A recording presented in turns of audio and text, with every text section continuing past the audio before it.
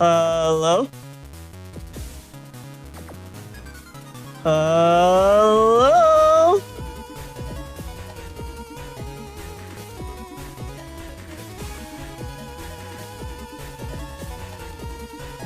Okay, I'm gonna assume you can hear me. Hello, Mega Man fans, to New Moon 2025 Cycle 12 Blood Moon 3. This is the final stream of this Blood Moon. So we are going to go from the losers bracket up until the grand finals. We also have some announcements at the end, as well as a thank you to all of our current Ko-Fi donators.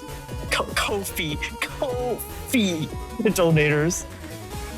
Yeah, this is the last tournament for forever. Okay, with that though, we are joined by our casters, SoulXCross and Nugget. Hello, SoulXCross and Nugget. Hey guys, it's time to find out who is the champion of this Blood Moon, and I cannot wait. And at the same time, it's time to find out who are the biggest losers of this Blood Moon tournament. Wow. I can't wait for that as well. I mean, isn't it you because you didn't even make top cut?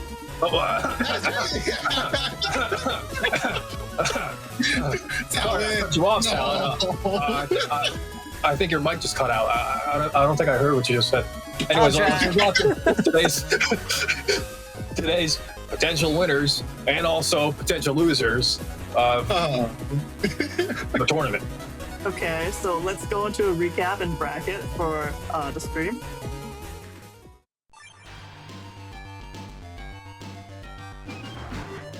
This we saw play out on stream last week in coverage of the winners bracket. So,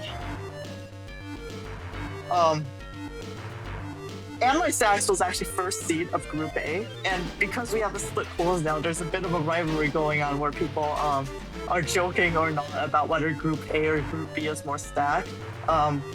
It was really unfortunate for AndMySax because Cha actually just had somehow the perfect build against AndMySax, and AndMySax didn't get much value out of some of their chips like anti-recovery, so that was really rough.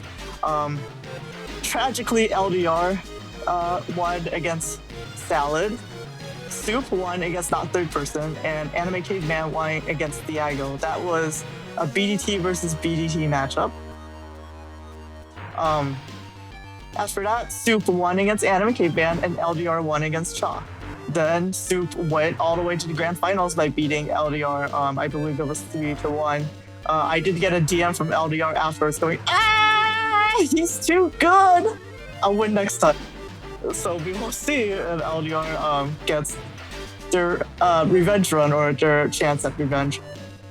Okay, so that means for this stream, we're in the losers bracket. So again, this is double elimination. That means everyone that you've seen here has lost one match and one more and they're out.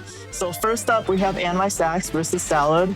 And then we have Not Third Person versus Thiago. And this has been a talking point for the tournament, which is that there's 5 Gregars and 3 Bowsers in this top cut. So people are really rooting for the dogs here. Do we have anything from our casters to say? Yeah, how can you be rooting for the dogs if the underdog is the bird in this situation? That's kind of ridiculous. There's less representation from the birds. How can you be rooting for the dogs? That's what I'm saying. You gotta root for the underdog, right? The underbird. I think this comes down to whether or not you believe in DEI or not, because Gregars have been underrepresented in top cut for a while. Whoa! I can't believe you went there. It looks like Nugget is not a DEI supporter. It seems.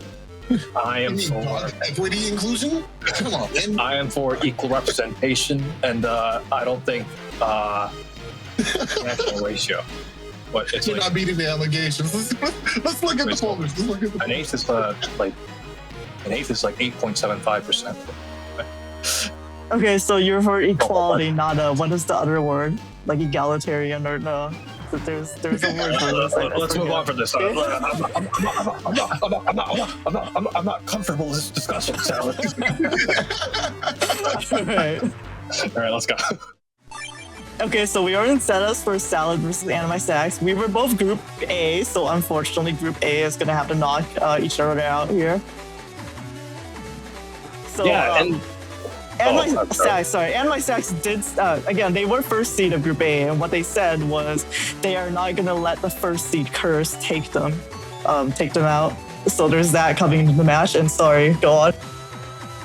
Yeah, again, he lost against Cha in, that was the fourth seed of Group B, and it's kind of rough to be first seed, and you win out all your matches, and you're out at the first, in the first round. Hopefully, he has a bit more in him than just a first round exit. We'll see in a couple minutes. That's what I kind of don't like about the split groups, because I feel like, first of all, you don't get experience in the matchup going to combat, but it's just the way the seeds works out. It can feel really unfortunate. Like a bunch of weird stuff happened this tournament. We saw on winner's side, almost every single match, someone was like bottom decking their draws, including bug face with custom bug, and then the other person was getting really good draws. Well, that is the risk you run when you run bug, or the cusp bug. Indeed, but that's the weird thing, because you would think statistically it would happen more, but maybe with the blessing of players, it felt like it was cheaters run for a lot of people. So weirdly enough, this is the one where it didn't happen. As for the setups themselves, Salad, you were running the Buster Up setup. Maybe Soul can say more about that. And AndMySax was running the air shoes, bugged air shoes build with a heavy W focus. This is a very anti-false art tech with the regged Magnum, and and as well as the get-ons as well. They can hinder a false art player if they're not in the beast stat at the right time. Yeah, especially at the earlier parts of the match when there's no forms being used, foul stars tend to not use air shoes because they have it so readily available in their form changes. So you can really catch a foul star player off guard with those get-ins if they were not prepared for it. But yeah, let's think a little bit about that. We spoke to Salad just briefly before this round came up, or this setup came up. Now, Salad did talk about the Buster Ups, and that tends to be the focal point that people have been focusing on for this tournament, and that she's playing 3 of them. She did say that the 3 Buster Ups didn't really serve well to the build as a whole, especially the J-coded portions, where instead of the Buster Ups, she could have had the extra area grab, and alongside that, the 2 fast gauges. The fast gauges being very important to J-code combos, especially with the leg pulse and wind wreck as a backbone to that combo. And it would have allowed her to better delay the end of the turn and allow her to better control the matchup in general. And missing those fast gauges is what really made the folder feel a bit less balanced, or a bit lopsided, is what I remember personally. But overall, I think this is a really solid build, and I think it actually can do a lot of potentially devastating combos. So I think it's still pretty strong, but the Buster Ups are in a weird spot. Sorry, there was one more thing. I think Nugget and Science pointed out last week, which was that I don't have regs or tags. And then I said it's because Player Zero mentioned how the chip draw works. If you don't have reg or tags, it's more likely to draw your bug fix if you have it at the top of my folder. And then Science is like, yeah, but you don't have it at the top of your folder. So that's another thing about my setup. Well, the way it works is it is a higher chance to be chip number 14, if I'm counting correctly, or whatever that is. It's near the center of the folder, right? So it is a higher chance that it does end up in that exact location if you don't reg it or tag it. So that point is valid, but it's also you are going to eventually catch it by turn 3 at a higher chance. All right, I think we've said all we can about these 2 matchups, or these 2 builds. Let's go into the match. Okay, let's go.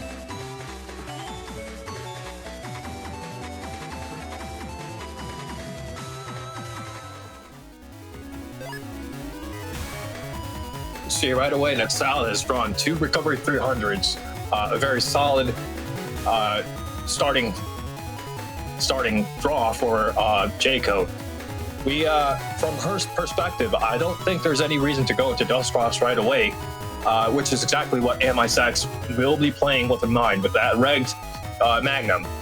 He wants to get rid of it right away. So perhaps counterintuitively, Salad has a lot of freedom to make her opening move, as long as it does not involve going into Dust Cross or Ground Cross.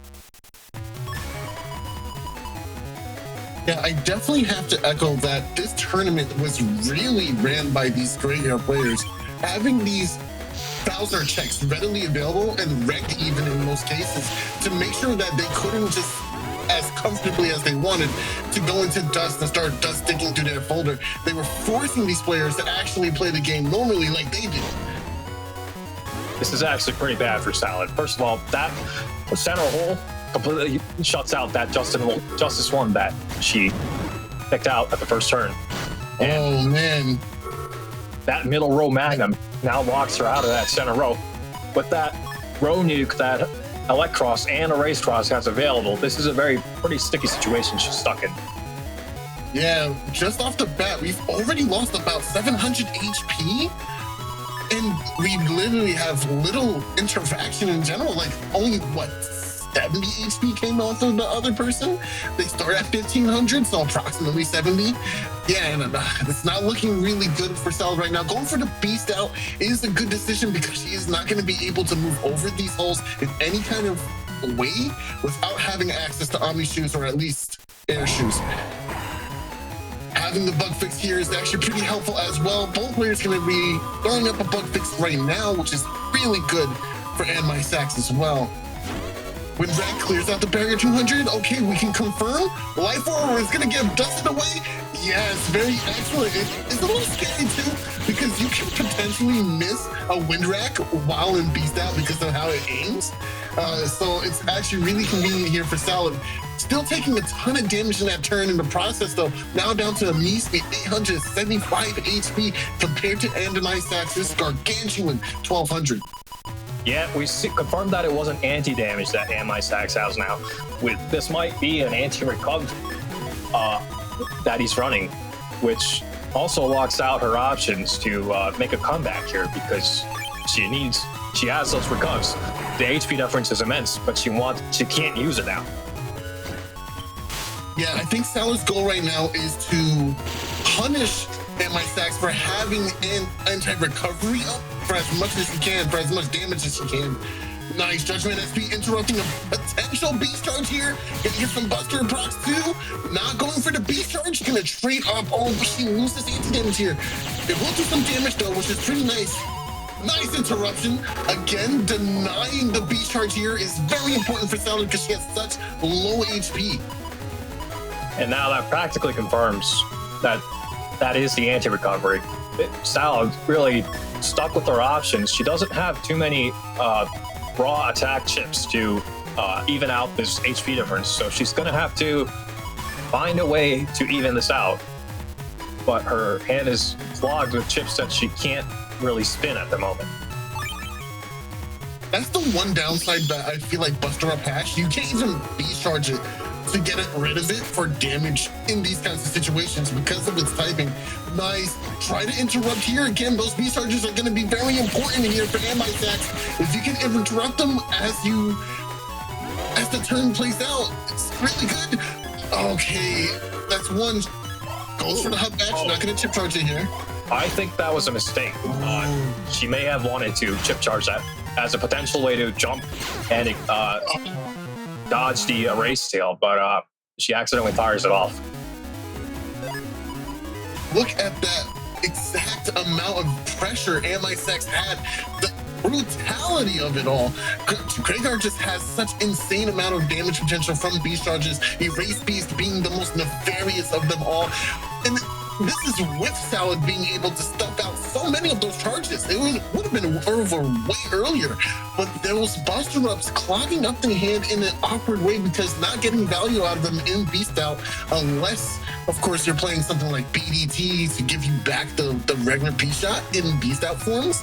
But it's just so tough in that situation for her to play around those beast charges with that limited hand value. So I had 2 recoveries 300 turn 1, and my stacks drew their 1 anti-recovery. And actually, in that last round, I drew every Navi besides my erase band, which could actually remove the anti-recovery.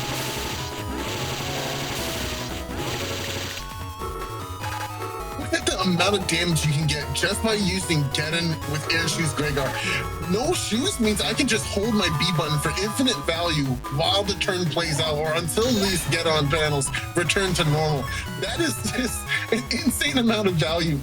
Yeah, you lose Beast out earlier on, but that's not a really huge deal because Beast over at the end of the game or in the later stages of the game with Kernel Force is a massive amount of damage anyway. So you can just preserve that win con for a later date, and now your opponent has to worry about that while also having to deal with the rest of your folder for damage. It's a very serious situation to be in. Here comes the Erase Beast. Barrier 200 will prevent this combo from doing too much. The mashing here, I'm not sure what, because you can't use, okay, that makes perfect sense. Magnum wasn't gonna do anything against a Light Four, so they wanted to hurry up and get to Summon Black as fast as possible. Ooh, one back here. She missed an opportunity to confirm the Wind Rat out of the Electals, and now she might not get it off. Oh no, my god. I think he was an invis, so you can't confirm it on false. You have to wait. Yeah. Oh, that's true. He wasn't in this, so this is the tail end of this turn. Windwrack is coming, but this could be a cross change for the opponent, which would give them movement once again. They know it's Windwrack that's coming. They're just gonna stay there. They go greedy. Oh, the Windwrack makes it safe. Oh, that was actually, okay, that wasn't too greedy. That was actually a pretty good play from AndMySax. The Invis there, as a TFC, made it safe for him to try and punish with the Erase Man Star Navi checks. That was actually really good.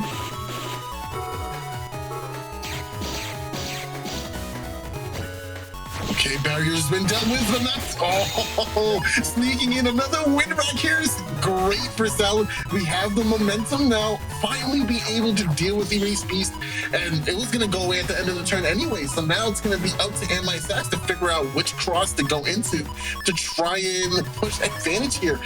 Perhaps it might be Heat, but Element is in hand. Oh, there it is, it's SoulXCross.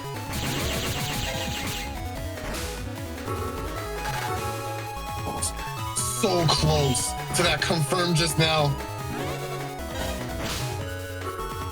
Nice. Oh, this is great. This is a massive confirmed program advance here in hand as well. And this is valid access to those recovery 300s that she couldn't use last round. Already, this match is looking way better for Salad here. We have to grab revenge in hand for this situation. We have Recover, though.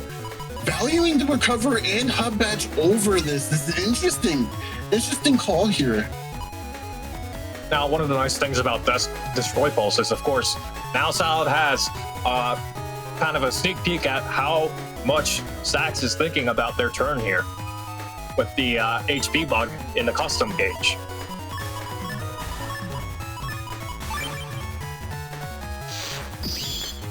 Here comes SoulXCross. This is going to be an obscene amount of damage. Geddon, but she's already standing on top of a whole panel, so she'll be able to move no matter what. Not sure of the value of this Geddon right now. Judgment won't be able to get back these panels yet, though. What this does also is the HUD Badge gives her shield. What's going on? Uh-oh. Okay, someone black? I'm not sure on the thought process of AndMySax at the end of this turn here. Not pushing advantage at all. And it looks like Salad takes game 2 with the Judgman doing chip damage from the books. So certain what the thought process was at the end there. Not going for those charge shots was interesting for sure. You have air shoes. You are already low on HP. Why are we not just going for slash charge shots? Oh, we see Salad going for the Dust Cross again. But she does have the she's for TFC. Okay. I understand. So Sax couldn't do it. Thank you, not third person. So basically what happened was Salad was flashing do the invis, so he couldn't do any damage at that time, so he had to just wait it out. Oh, that's going to be immediate decross here. A big loss in this cross is going to make it a little bit slower for Salad to get her game plan moving here. Judgment, that should give you enough time to get a charge shot in as well. Oh, guess not quite. Man, Black summon backs. Almost Blacks. Going for the summon blacks early. That's a 260 damage. Isn't anything you can like brush off. It's really rough that she keeps getting hit by them. It is incredibly tough to deal with for sure. I think not having it for Tengu is okay as well, especially if it's in your hand just sitting there. You need to get through your hand somehow, right? Again, the barrier 200 is coming at the right moment to defend the erase beast from this wind rack here. Salad trying to shoot off as much of this barrier as she can with these feathers. And there he goes. Nice. That left. Yes. The second wind rack was just there, right at when she needed it. That slow gauge might have worked against AndMySax there.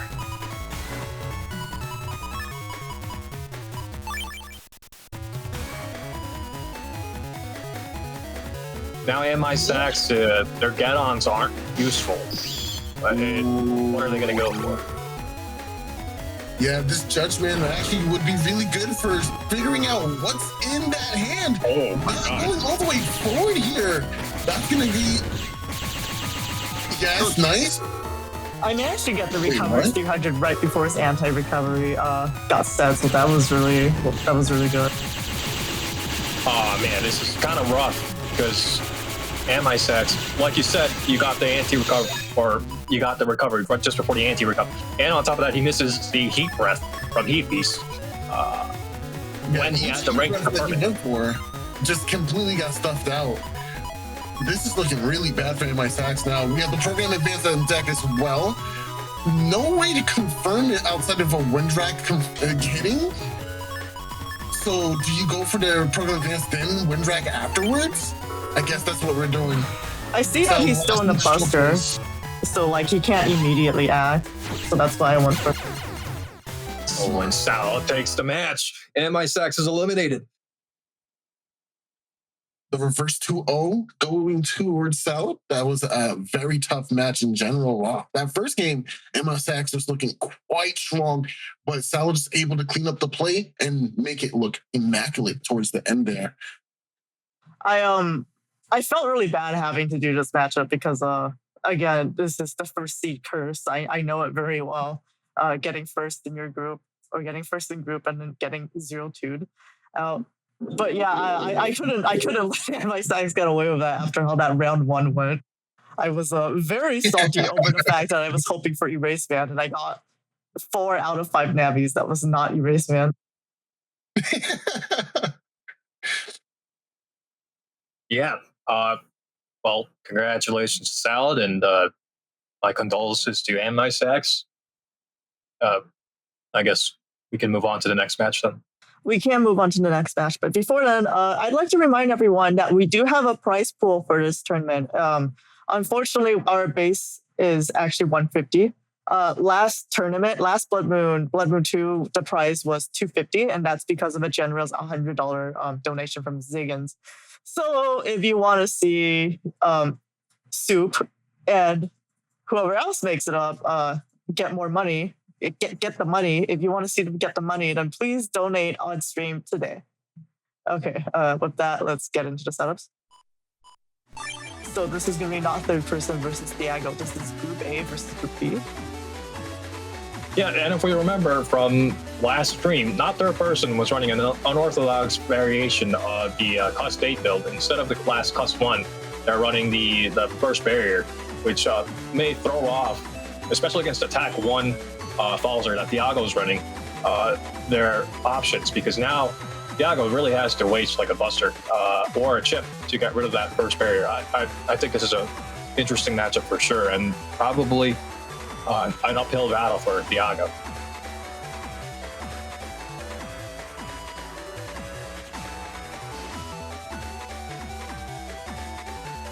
Who is running a double Giga BDT HUD batch build, and with some get-ons to round out the folder. Again, he's running that Ground Menace before Gregor coverage, but not their person has a lot of freedom here with their options. They also are running Magnums, which are a nightmare to deal with for the Falter players, especially when so much of your focus of the build is getting bug fixes or the right chips to start your game plan. So curiously, not third person is choosing to run the fast barrier over custom 1, so they're at custom 7 instead of custom 8 like some of the other chunky Gregors. Thiago is not running slow gauge. Actually, neither player has slow gauge, so this is kind of interesting for both a chunky Gregor and BDT. I believe Soup and Sax were running the slow gauge, so this I think it's weird whenever a Gregor doesn't run slow gauge. It's such a massive boost to their damage potential. And yeah, I agree. Like the game flow. You could kind of see it as a meta read, and I can sort of see Gregor being able to flex, but a BDT folder without slow gauge is just I think that's a little too much. Yeah, you get completely what's the word? Shut out if someone's running fast gauge. So you would have to rely a lot on chip damage, which Thiago's folder with the double gigas doesn't really have the luxury of having. Yes, indeed. I mean, if you take out the BDT stuff, it's just some G code and Demura mouse support raw damage to make up for the difference, and it would be a nightmare if he ever ended up facing a fast gauge. But that's not really relevant to the matchup, so we'll have to see what happens. BDT and normal gauge is up to 2 BDTs, and fast gauge it's 1, and then slow gauge it's 4 plus I think time to charge. If you have more charge time than that. Oshia in Twitch chat says fast gauge is so rare now though. Yes, Thiago did run fast gauge actually in his previous tournament run where he got 3rd place. Yeah, I do think saying fast gauge is so rare is a really strange way to choose to build your folder, because if you just get completely locked out against fast gauge, I would not want to take that risk. Yeah. Now, again, if you're confident that if only one person's running fast gauge, okay, you can write that off as a schedule loss and win all your other matches. But I think it's pretty rare for a situation like that to come up where the value of slow gauge. Again, we're kind of talking about something that's not really relevant to the match, but the value of slow gauge is worth throwing away for losing that one match. Or, again, slow gauge is really useful with BDT in general, even without the possibility of fast gauge in play. The thing is if you're playing Gregor as well, you can always just chip charge him, right? So it's really useful. Especially with the hub batch in play, you got an attack 5 chip charge out of it, so. So Thiago is running grab bandage with 5 area grabs, so they have a lot of area return. Yeah, I'm sorry. I do think it's interesting that they're running Giga Plus though, in that Anime Caveman is the career BDT player and they actually don't run Giga Plus.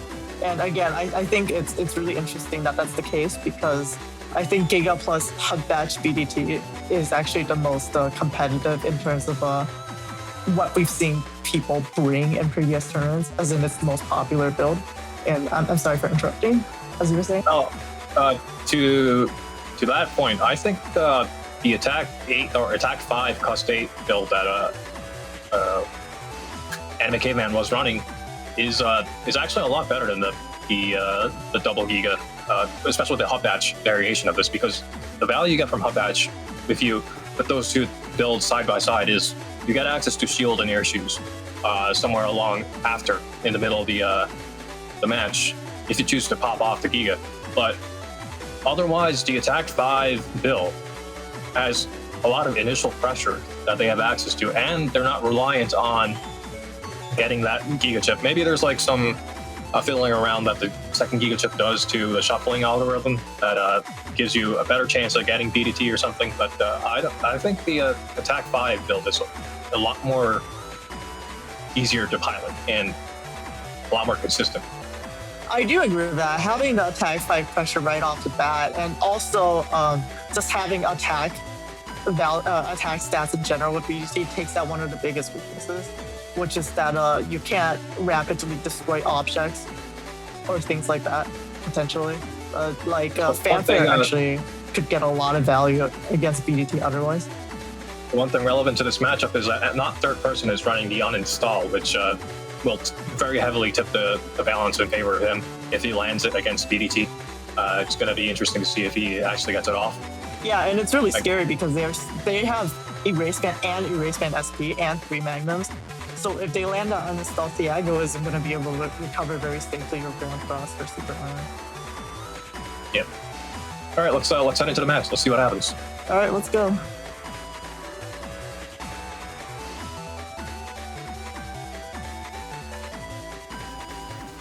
Okay, we are in. All right. We see a bit of a soup situation going on in not third person's hand. They're going to open, it looks like, with an Erase Cross, possibly going into Erase Beast, anticipating that Thiago's going to go straight away into Dust Cross for the BDT and a batch. I like the idea of trying to get an area grab in life orb up beforehand, because obviously we're going to see some defensive options come out from Thiago. Thiago baiting for a rush, even though rush is not in play. Very interesting. Very unusual.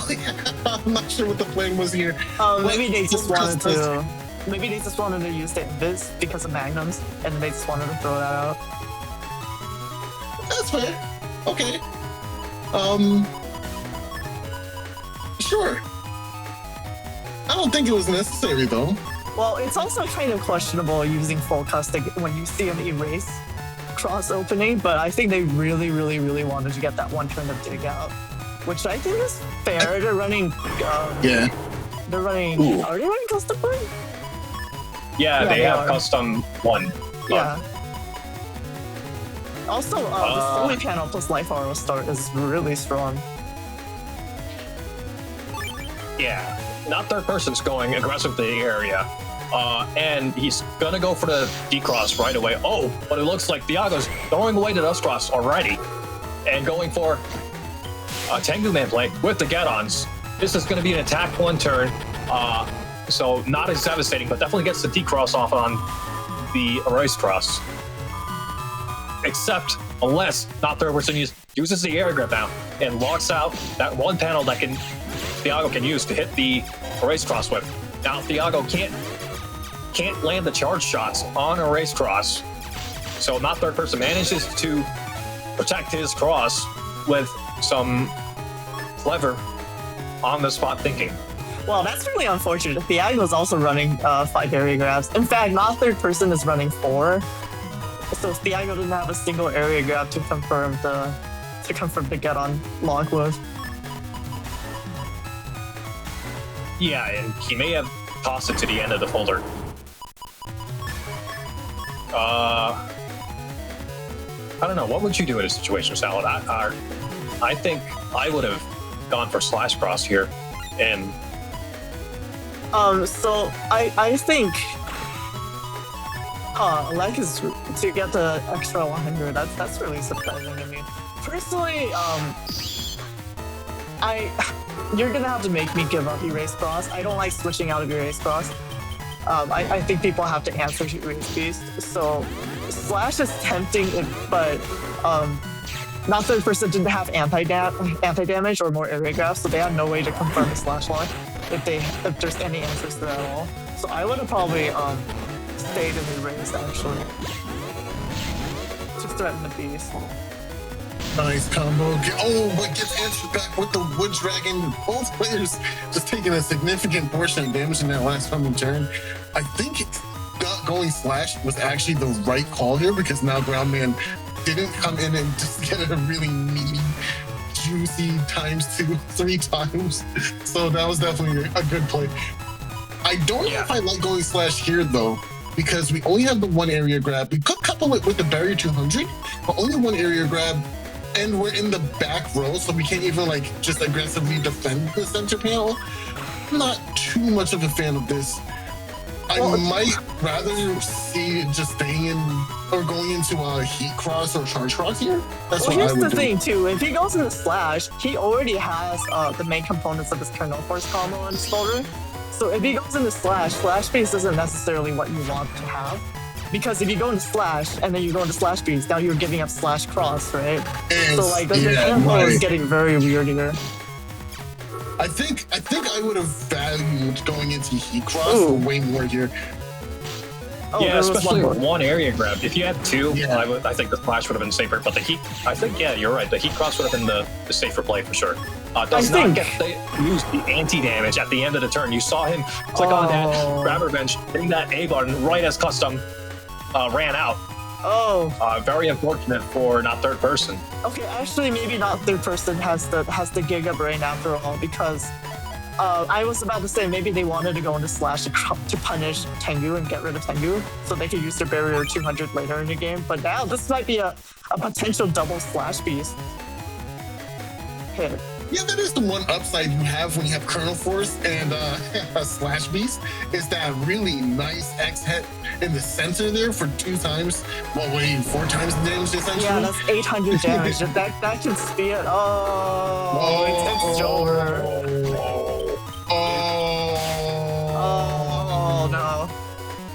No, don't even bust him. What? That was definitely not intentional, I think. Yeah, that's 800 just from the slide. Yeah, Thiago isn't even gonna move. He's just fighting game nodded. Stupid, bro. That was disgusting. Oh man. That was not what you wanted to do. That's something that cracks me up about the Bound of Rick 6 Big Man stance. I think the sprite change was really welcome. He looks a lot more dynamic, but I feel like when they're just standing there at 1 HP, you can see the fighting game nod. Yeah, like, what do you do in this situation? Yeah, you could still keep fighting, keep trying to push further, but with as much time there was left in that gauge, and then obviously, it's just a lot. It's a lot to compete with, so I understand in that moment. Holy panel, no! Oh, this is gonna take out all 3. That's so much value. That is a lot of value. No more Century panels, no more first barrier, no more anti-damage. I think it was definitely worth that ground man just now. But hey, so, in mod cards, I noticed that a lot of the Japanese players like having ground man Star Ray. That would actually get the exact same value in that situation. I think that has to do with one of the players in the pool very commonly abuses the slash cross and whenever they match up, so they started running ground cross or ground man as kind of like a meta read against them. It would be like if someone really liked to go into Tengu cross at the start of the turn. Yeah, it makes sense. I mean, it's value. Breaking panels too. Yeah. Ooh. Life Aura came in at the right time here. We can at least get the trap and delay some of this interaction with Charles. But yeah, Life Aura is just going to stuff out that Magnum very easily. But this is a pretty good conversion because now we do find our win rack. We can go for another Magnum, and we even had 1,000 Raceman, I believe, right? So we have multiple ways to check this dust coming into this next turn. But I imagine that Thiago understands the risks of staying in dust. So we might actually see a change to Tengu in this turn. No change. Oh, okay. I don't know if you think full cost. Oh, okay. All right. You know what? That wasn't too bad. I think he was maybe expecting Erase Beast, which I was gonna say, not third person, could have gone into Erase Beast.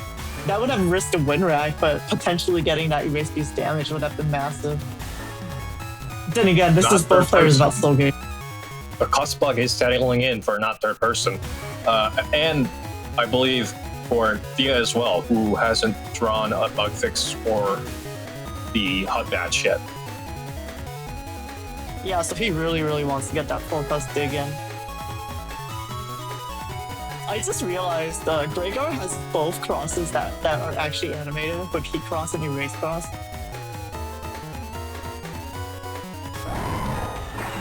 Why does Greyguard get all the sauce? Ooh.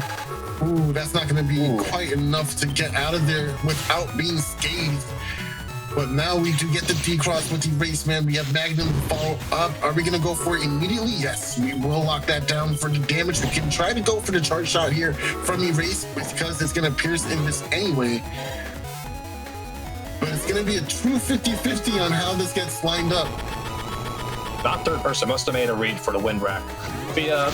There it is. That's why I was gonna say. Confirming it. I was gonna say I'm surprised that they used the Invis immediately instead of moving on ice panels and then waiting a little bit. If they had just a little bit more time, they could have potentially waited out the wind rag, which would have been massive. Yeah, in that situation, they would have went for getting earlier, right? And then now you feel, okay, I definitely know wind rag or something of the sort is coming. but yeah, it was like a tiny sliver of custom gauge that ended up being the difference. So maybe he just mistimed it a little. That is true. Very nice, very nice. Now we can pressure with SoulXCross on when these panels finally recover, that is. Ooh, I think that's a little too early for this Invis. Should have waited a lot longer. Like, write it out now, like just before the turn ended, when the panel started to fix, I think would have been the better time to drop Invis. Wow, if Thea gets uninstalled here, it would be very bad for him. And not third person has the 2 area grabs to keep up the pressure with the SoulXCross. This is a very favorable situation for him. I think I would just take that for area grab here. I would just go for it. I guess it's not just low gauge, so there's not enough time anyway. Yeah, and we already saw the life order at the start of the round, so. Right, Indeed, right. I would actually save all this. I agree. I completely agree. The extra area would have been really nice right now, too. Nice. Nice. Nice. The still doesn't have bug fix or hub. That's really rough. Yeah, this is not a very good situation for him. This is where the uninstall really determines the matchup for Gregor. We can't even see Thiago come into play like that safely either, because we have the warp bug moving back, makes it whole. And then, of course, SoulXCross. Oh, yeah, that makes much more sense. Okay, but the trap is going to be inbound. Oh, that's right. Hub is in play. Okay, so let it fall off. Let the BDT ball fall off this board. Oh, no, he's just going for it. It'll dissipate at some point, so maybe he's just relying on that. Status guard is really nice, but you can just combo into these all through very nicely. Yeah, I and like this turn. Thea can't even go into ground cross yet because not third person still has that erase SP and hasn't shown it yet. I think Thea also is stuck up 2 chips in custom screen right now. Oh, okay, there's the bug fix. Oh, not starting with Erase Man is interesting here. Oh, yeah, you definitely regret now. Oh, the get him. That's a good get him here. Interrupts the bug, that thunder charge. And trying to get to the barrier. Oh, okay. Wow, actually mashes it out. That would have been really scary if that got one frame. Well, Heat Dragon for ×2. Erase is not going to meet the mark here.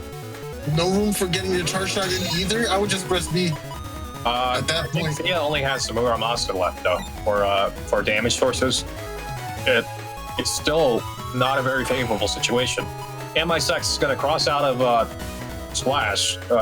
They're out of area grabs. They can't make any comebacks out of this. I disagree. I think keeping Slash is the right call here. Yeah. We have nothing but ease. The greatest of ease. Life Orb if you want it. Element Man is also a really good pick for damage since we can't move right now anyway. Doesn't he still have charge? I would have gone charge too.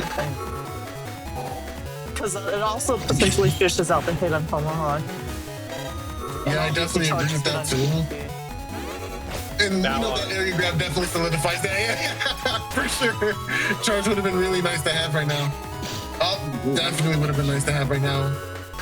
Yeah, but not third person still has the grab revenge in hand for the final Colonel Force play. Nice, nice. Okay, there's the revenge. Colonel Force is here. No chip charge here. That's unfortunate.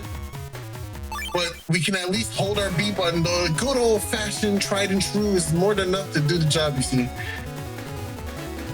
If this makes it to next turn, I fully expect that Heat Beast charge Life Aura, otherwise I don't see a way out. Yeah, here comes the grab revenge. Very nice. Gotta hold on to it. It's not where you do have the uninstall, so that is kind of nice.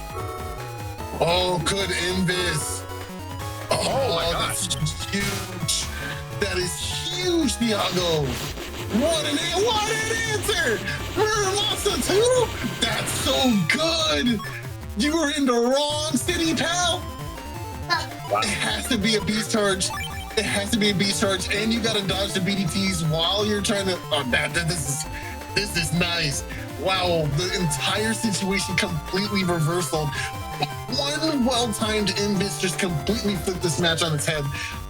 Well played. Nice, nice. Yeah, let it finish out. Beautiful. Excellent gameplay from Thiago. That buffered step forward getting hit by the Muramasa really hurt there. Yeah. Well, we're in round 3 now. This is winner go home for both players. Yeah, this is truly go hard, go home moment for both players, in fact. But man, just being able to sneak in the Muramasa at the end there was quite nice. I really enjoyed that. Thiago's really masterful with the Muramasa. I think Thiago is with Muramasa like PZ is with Neo Variable. That's what I think. That's my headcanon. Well, everybody wants to do the land that 500 damage Muramasa, right? But I actually think Thiago's the only person that uses it out of like beast out with no beast out. We'll just raw Muramasa and make it work. That doesn't happen very often. I mean, I had Muramasa Splash in my B code from all the way back then, from like 2009, that I played and went to the tournaments. But That's pretty interesting, because usually if you're running B code, you would like take out 90% of it and just run everything into N code instead, because they're so similar. But true, but back then, like during the Hamachi days, I felt like M code was like the newbie code. People really like running it because I think because most of the chips don't cost flashing, and so I was actually a hipster, weirdly enough, of running B code. yeah, well, I mean, again, there's a lot of similarities between the two codes, and the B code stuff also doesn't really cause flashing too, the mock guns and the high boomers, and it's more of a choice you make for what you want to get rid of. The B code obviously has a lot more options, and the M code has options too, like the risky honeys and the Muramasa. So the primary benefit of B code, I think, is the on code B bros. yeah, definitely so. Being able to clear the life for there just before the turn ended from full cust was so clutch. Not something Thiago wanted to see in this situation at all. But now it's the situation where you're stuck, where both players are kind of stuck, right? But I think it's just scary for both of them at this point, because on one hand, Thiago can go for a charge shot and try to decross here with just Charles, which is the dust golem that, the charge shot's based on. We like to call him Charles. But that can happen. But also, we can see not third person just get 1 or 2 charge shots in. Oh, not anymore, actually. Because the beast out is here, which will allow some really quick movement. Not enough to move out of range for that one, though. That's going to be a beautiful decross here. 420 damage, no more dust. But the field is a bit awkward. Okay, walking into it. Nice. Area grab in hand two here. Just going to completely... Okay, just moved up just in time. It's still really good, though. Thiago, that BDT was really well placed. It actually forced not third person to back up here. we haven't seen the Groundman SP yet, so Thea, or not third person, should start worrying about staying in SoulXCross for extended periods of time. Honestly, It's not defense. I would It's push fine, right? advantage. Yeah, we have all this defense in hand. I'm pushing advantage. In fact, I'm not coming out of those front two panels for nothing. I live here now. This is my lifestyle. The numbers are, I guess, in Thea's favor with the 5 area grabs versus the 4. If Thea plays conservatively, and they did draw the BET now, they don't have to take any risks now. They can just kind of like play the long game and whittle out all of the not third person's options. Not third person's gonna go into the charge cross, but again, Thea also has access to the bubble stars and Element Man to cross not third person. I think what's really scary is if Thiago still has to get on that, because that's gonna really punish charge. Definitely. Ooh, Wow, what More is stuff the really unlocking coming into all play. that? Yeah, that was beautiful, dude. Holy cow. That's 380 damage block. Oof. Yeah, I would have just stayed slash. You see, staying slash was actually the right call because we didn't even see an area guy come out this turn. You could have just slashed a couple of times and just sat on defenses and chilled. I would honestly just keep that turn and keep the anti-damage because it's not slow gauge. I would try to get max value because he's in such a good spot right now. Okay, so, but because he wanted to charge, he went through 2 of those crack panels and they turned into holes. Did you see how satisfying that was? It was pretty satisfying, I ain't gonna lie. It Now was he needs to go and do it at the top. Come on, do it some stuff. Come on, come on. Wait, there's still a chance. Yeah, there's no chance. Come on, come on, come on. Do it! No! Okay. No, we still got it. We still got it. Oh, resets the area with the area grab now. Oh, that was a good. Right, man.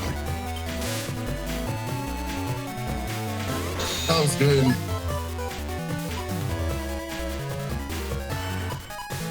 Thiago still has the HUD badge to pop off. Not third person has the parts in play for a massive kernel force turn. Not the person has the life lead here, but I don't think they're significantly in a good or better advantage than Thiago is right now. Honestly, Thiago doesn't even have to go into a form next turn. They can just kind of chill on base spin or I think he has to go to Tengu. The holes are going to think add up. so? Yep. I mean, holy panel plus I don't aura think is so. scary. Wait. if Yeah, they use that's what I'm this- saying. If they use the Solar Dragon, I don't think they have anything left to uninstall. Yeah. Oh, they're just gonna go for it. I think there's still like a win rack on install play, but or maybe not. No, I don't think so. I think the only win rack they had is ranked, right? Oh, we still have Here them. comes Patrice. Yeah, see, I like this. Stay in base form, because why not? And now HUD is in play as well, so we're definitely just good. Okay. Not gonna get the area advantage, but that's fine. We can just throw out the damage here. How do we punish charge cross though? That's gonna be the problem. There it is. Oh, that's the only way to punish it. Yeah, Oh, still no has Buster the Bug box. Oh, The but Buster Bug box Sanctuary was so nice there. just in time to Just in force area. time. Wow. Wow, just in time. No cross change. You keep it. Yeah, not the charge cross. You have to really let the BDT player earn the decross on this one, or else Yes, absolutely. because it's your main option to cancel out the BDT charge shots against the BDT player.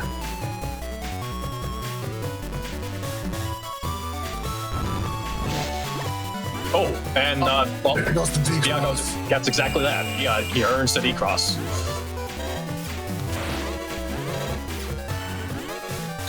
I believe Thea still has a second get on to get rid of those holy panels. And that would also serve to cancel out the kernel force. Like you said, Sal, like the idea. that uninstall, not their person just drew that uninstall, but has no way of delivering it because they were gunning through all their L-coded chips. Yeah, I feel like that was not worth the 150 damage.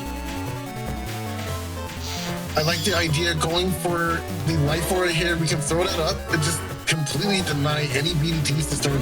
Walk right into that one, get our damage in too. Nice. Just walk into that as well. Perfect. There's not much Thiago can do about the situation.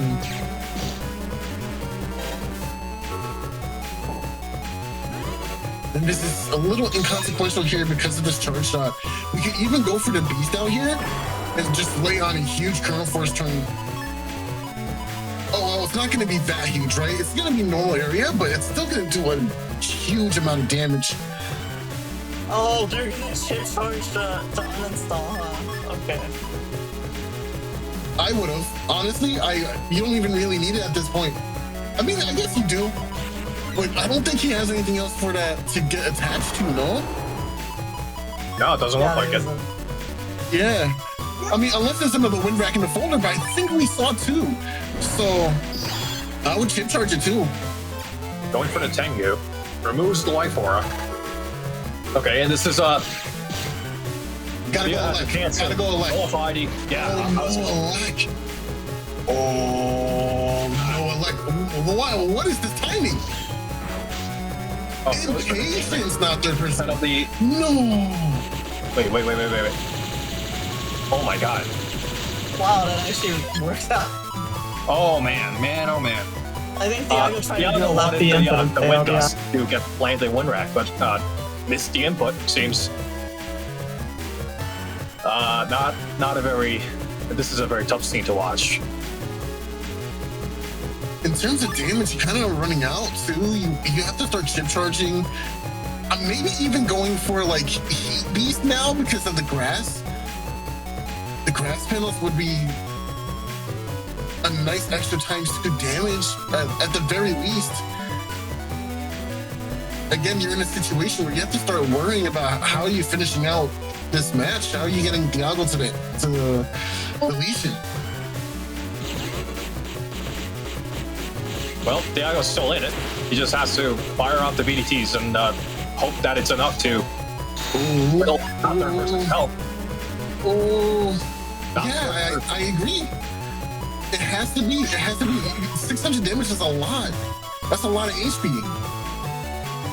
Yeah, and not the person doesn't have, just only has the element mana speed. That they have to get the double damage. Mash out? No mash. This is an element man, so wait for the now. Oh, okay. Ooh. I okay, that's not too bad. The person knows about the BDT lockout. Otherwise, they could have punished the element man already. Oh, again, bro. That's what I'm saying. That's what I'm saying, bro. They might also not know about, they might also not know about the BDT walking off the field if you just stay still in this state. I think they did go for it earlier in the match, but then they took a few extras for that. Actually, they got a little confused and started moving impatiently, but they do remember it's gonna fall off now. Okay, so now they are aware of the lockout, but man, that's gotta be it, right? Oh, no, he's still flashing. No, but that panel is correct. Oh, no. To stay until he saw him move. Then I think Thiago could have had it there. That was a scramble. I think nerves got to both of them. Heavy, for real. Like that was a lot just now. Okay, so third person says in chat that they knew about the lockout and the BDT going off the field, but they forgot about both in the moment. They forgot. Oh, that happens. Yeah. Wow, that was if I can call that a Thiago fumble either, because it wasn't really his to fumble in the first place. It was supposed to go to not third person, but I feel like they fumbled a little bit more in that respect because they should have closed out the game. Yeah, I think they not going for Heat early was fine because it ended up being a nice cross cancel moment. But they should have went Heat Beast a little earlier, in my opinion. There was a lot of things not third person could have done better to close that out earlier. So it's not really fair to say Thiago fumbled and cost the match, but it is true at the end that was extremely scary. If not third person didn't get to read correctly and moved up, that was probably it. Yeah, because that was stressful. That would have been the match. I'm not sure what the timers were exactly, but yeah, that would have been very, very, very scary. And yeah, Blood Moon is stressful. It's very true. Yeah, especially in losers bracket. Oof, ouch. My side. Yeah, I want to shout out JoJo Breaker here too. It's hard to play without making any mistakes, even in just a regular match. Yeah, but even in casuals, it can be stressful. But now we're talking about top cut. It's always, nerves are always going to be there. It's always going to be stressful. I mean, it's stressful, right? That's why JoJo Breaker is not in Blood Moon. Isn't that Hosue? I'm guessing that's Hosue. No. I don't know what that is. Loser side bracket could never be me. Bro, you're not in any brackets right now. Get out. Okay, well, let's go to our next step.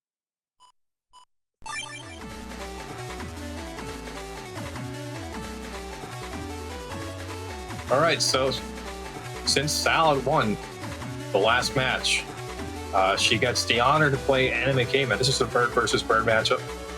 But Salad has the Death Pulse, Destroy Pulse, J-Code centric folder, and Anime Caveman obviously has the BDT folder that we were talking about earlier, with the attack 5 option to immediately apply pressure.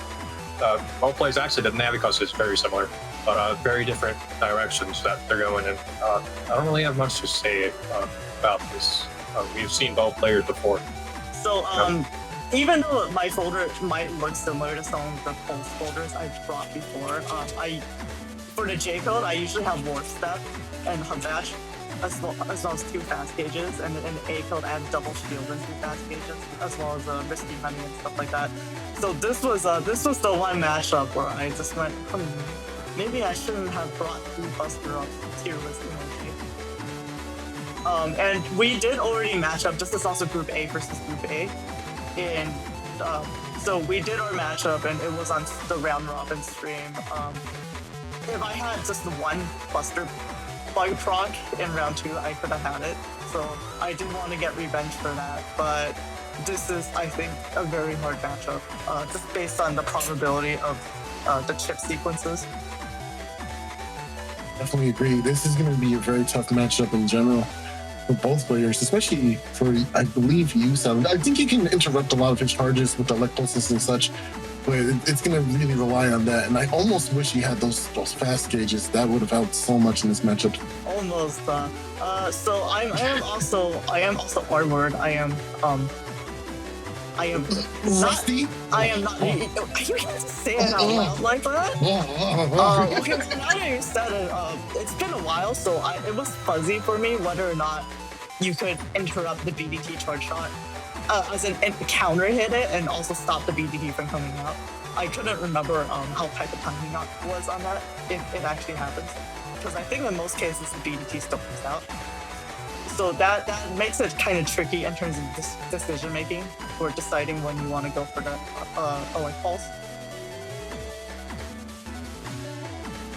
I'm not sure on the timing of it either, and I think it's extremely tight. I don't think it's really safe to try to counter it. Actually, yeah, it's a little scary if you don't have defense too. Especially with something like a wind rag, but I think you might be, so that's the thing, I'm not fuzzy on it, and it seems like it's not common knowledge. I didn't know back then though, because I kind of built and trained around counter hits with the pulses and wind rags. I do know for Bug Rice Swords, you can counter hit and not have the hitbox come out. Same for Erase Tail and SoulXCross. And SoulXCross comes out really fast too, so that's interesting. Nugget, is there anything you wanted to say? No, I think we're ready to go into this the match itself. Okay, so yeah, we did already see this matchup play out once in round robin. With that, let's get into that.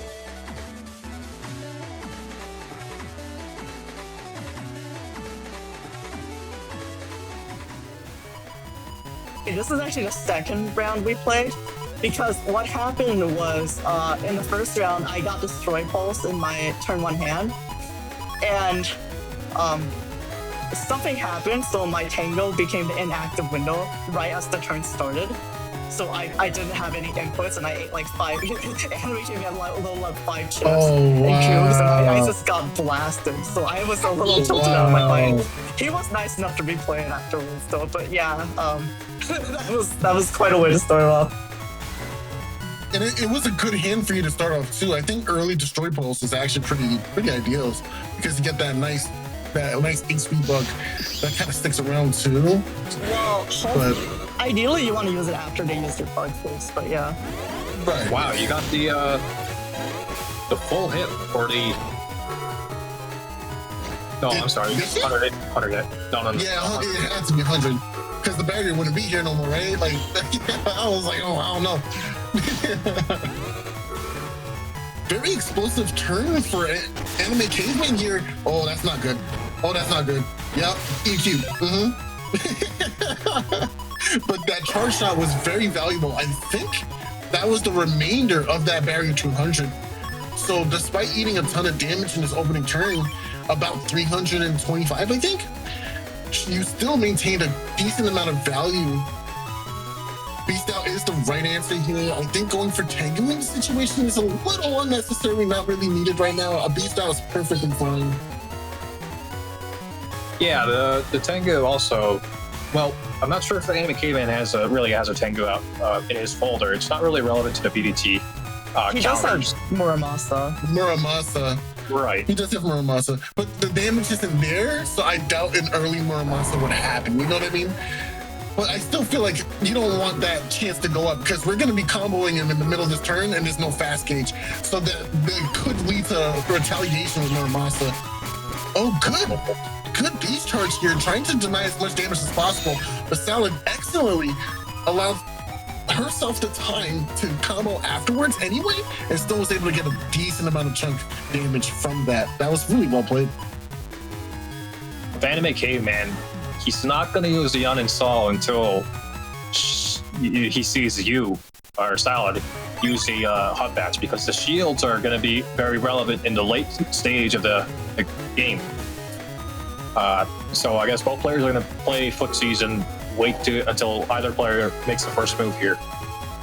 Life are up for Anime Caveman. That means you can push forward a little bit. We saw 2 win-backs in that last round, I believe. So I think this is a great turn to go for Life Aura, especially when you know your opponent has 3 of them. This is going to force Tengu into play next turn. So that's pretty good information for Anime Caveman as well. There is the one win-back, so I guess that doesn't have to happen. Salad can risk the win rack in Beast Out, but Anime Caveman, there's like a 50-50 chance that it's going to win if Anime Caveman just moves back and forward. So as long as he keeps that in mind, he can. There's a coin flip chance that he's going to maintain his life aura. Yeah, I think never stand still when you're playing Battle Network, unless there's an absolute purpose to you standing still, like trying to mind game dodging charge shots from breaker crosses, for example. Like, yeah, okay, I get it. But standing still in the game, not warranted. Don't advise it. Keep moving. Think about what chips your opponent has at the disposal, especially since this is an open format, open team sheet format. So you should be able to just move accordingly based on what your opponent's playing. But yeah, here we go. Life Aura from Salad here too. Good. Be mindful of the. Oh, nice! Oh, you're so good at this game. Oh, he traded with it. He's so good at this game. I like that. That was nice. That was hot. So waiting for Salad's confirm was the right choice. There was not only a chance that she missed hers because she was proactive with her win track, but the retaliation could have been Anime Caveman dodges win rack. I get my own win rack, and now you gotta deal with 2 Thunderbolts, and I still got my life aura. But that wouldn't have been the biggest deal here because Salad does still have Tengu Cross, so that would have been the next go-to to answer the life aura. So it was still relatively safe for Salad to do what she needed, but it would have put her in a bad position against Muramasa if she had missed the win rack. Holding off on the ground, the hot batch in her hand, goes for a very conservative bug fix and Judgment SP turn. What a read, good read. Judgment SP at the right time, knowing exactly what's coming next. Oh, good movement. Oh, the invisible TFC, 2-for-1 special, baby. Oh, that was an accidental two forms of defense with 1 chip. Oh, but Anime Caveman. Oh, the area grabs. Nice. having the extra area grab just to deny that. It's like the 5D chest. Oh, that was the most long, laziest BDT I ever seen in my life. Why did it move down like that? It almost never does that. That's crazy. That BDT ball had a brain of its own. It said, "Yeah, bro, I see that broken panel in the center there.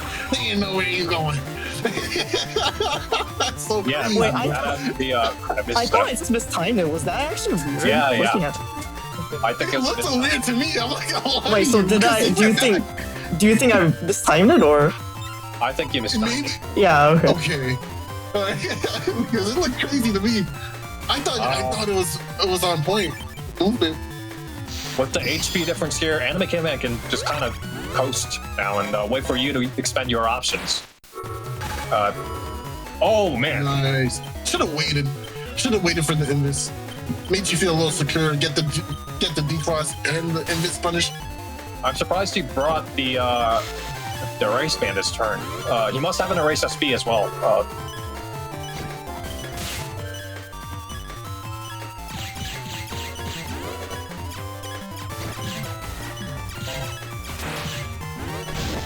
Oh, what? Use the uninstall button. It's too late. Yeah, if I just went for shield there and blocked the bubble, then I could have actually made my way back. But alas, Yeah. but that's actually closer than it looked. It's nap time. It's nap time. It's nap time. It's nap time. Gotta be Debbie. Yeah, it really is nap time when the BAT comes out, right? Salad gonna go for the Tenga Cross. Yeah, the holes on the field are gonna make it a very tough choice on how to open the round. Yeah, like weirdly, it actually clogs the Justice one. I can't use it. Yeah, Justice one's really useful, but there's like a lot of configurations where it's kind of dead in the hand, and thinking about it, opening life hour here was kind of interesting because I could have very well gone Tengu turn one, and that would have made sense. Maybe it's a bad habit. That's what I would do if I were running BDT. I would only go into Dust if I had barriers in hand, so I would just kind of like protect Dust at all costs. But you don't really have cursor chips to punish that other than a race ban. So I guess this is a matchup thing that Anime Caveman wasn't really aware about, or I think I just used the win rack here, but to be honest, I think I should have gone Tengu and saved the rack because I kind of really need the extra damage.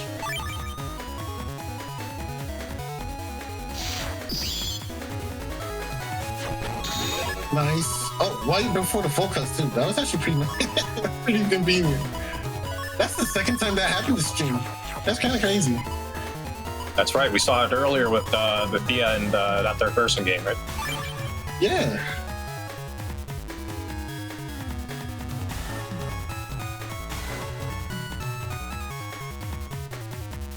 Yeah, Salad has a lot of freedom because she did draw the bug fix really early, so she can kind of do whatever she wants with the. But it's we're gonna have to see what happens here.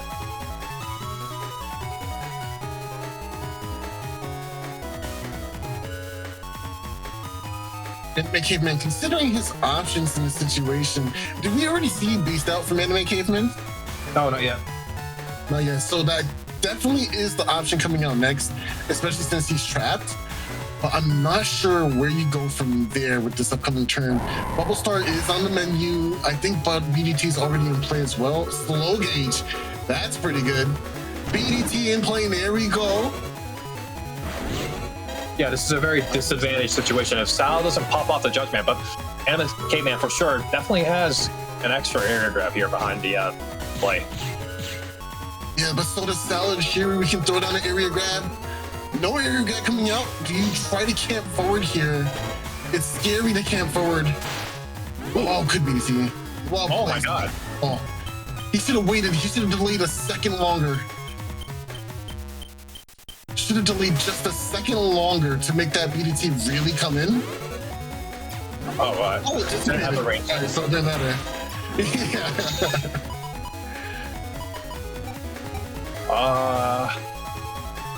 What was I gonna say?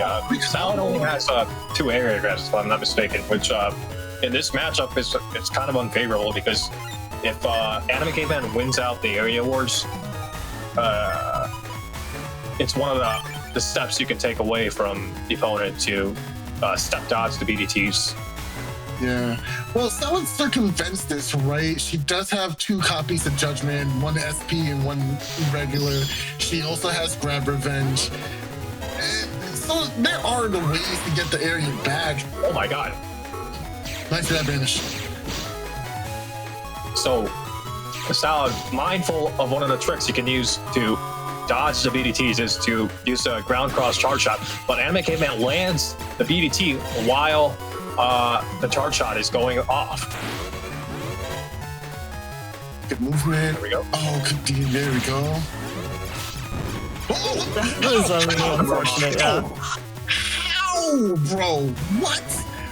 Yeah, that's just really bad stepping from me too. But man, I just feel like since I'm running 3 Buster Ups too with Buster Jams 3, imagine if I got any procs. Any. 1. Please. Please, God.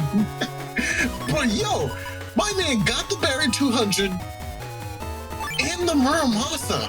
I don't Like think that. they were just trying to use the Muramasa on the BD, like to clear the barrier. To be honest, Yeah, that, like I don't think that that's was- just. it wasn't supposed to be like that. No. That's crazy. Whoops. It is kind of clutch. The Muramasa, you can kind of line it up if you're in positive area. Because they're going to be stepping around to dodge the BDT, you can kind of confirm the Muramasa in the 4x3 configuration. But here's your The one thing use. is That's the proxy. Beast Out tries to use the Muramasa at max range. So actually, thinking about it, if I moved left, it would have actually dodged the Muramasa as well. Oh man. Oh man, oh man. Well, so here I was actually really Yeah, tempted to work. just do the 2 times Destroy Pulse. But I think Anime Caveman would have respected it. How did that work just now? How did... What? So when you pop back up from ground cross charge shot, do you start in your panel and then move forward after? No, it's machine gun can hit an enemy area too, so he just hit me when I came out. That was crazy. That was crazy. I would have been tempted to use the double Destroy Pulse. Yeah, that was probably the correct choice.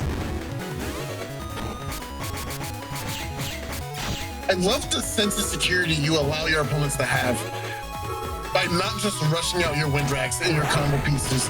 It's so satisfying.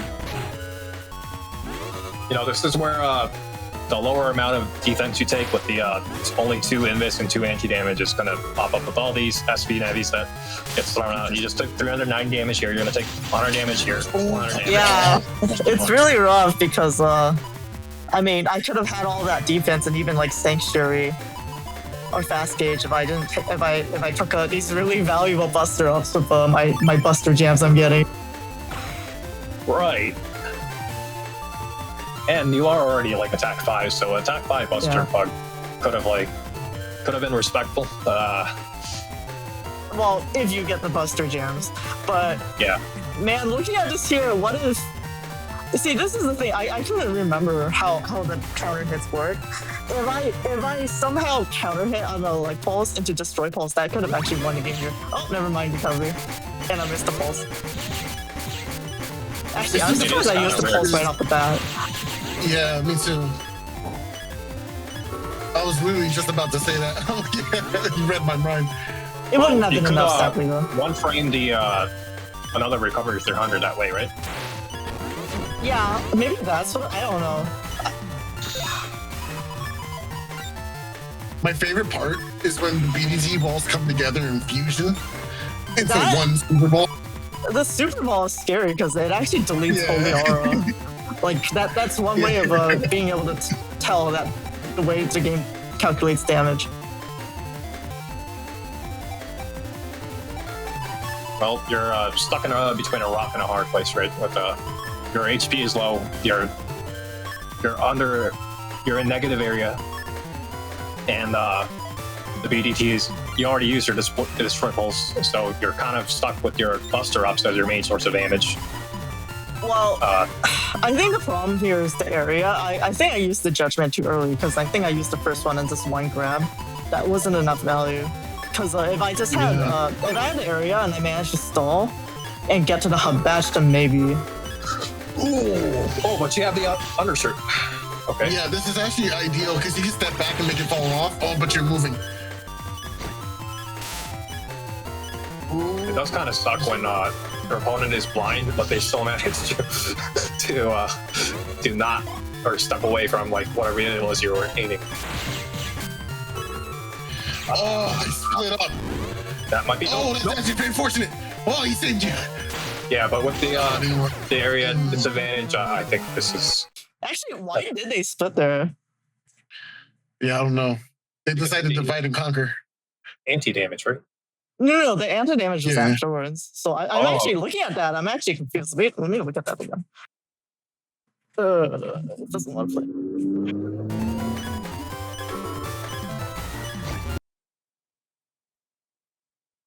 I think it's split before, right? We're getting an instant replay.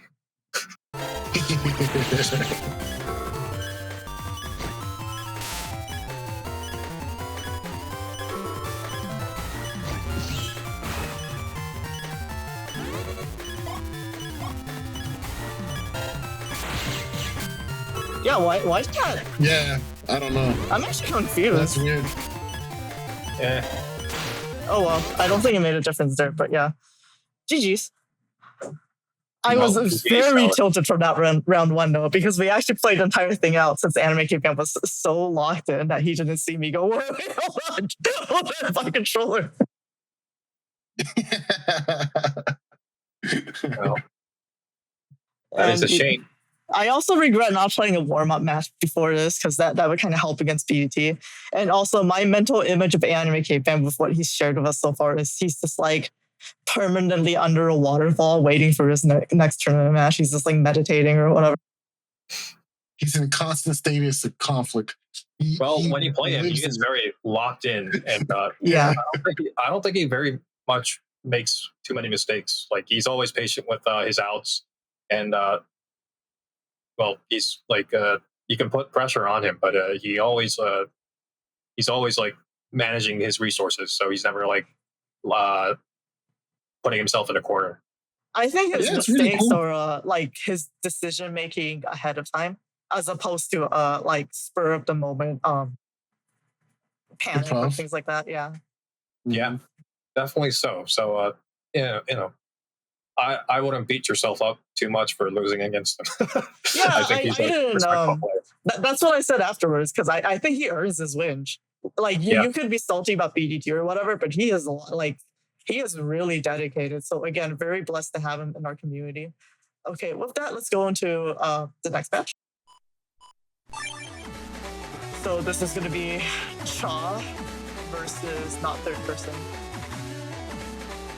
I think we brought this up, but Cha has a really good matchup against other Greyguards. But this time, not third person especially, he's not running the really air shoes. He is running like Sanctuary and Holy Panels as outs, but Cha, I think, is in, despite being the lower seed, or I guess, he was in the lower seed in the Group B stage, but he has a lot of control over this matchup, provided he draws the right chips, because he is cost 5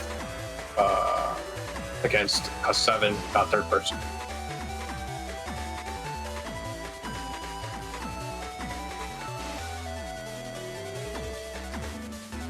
Hello, everyone. It's me, SoulXCross, your favorite caster.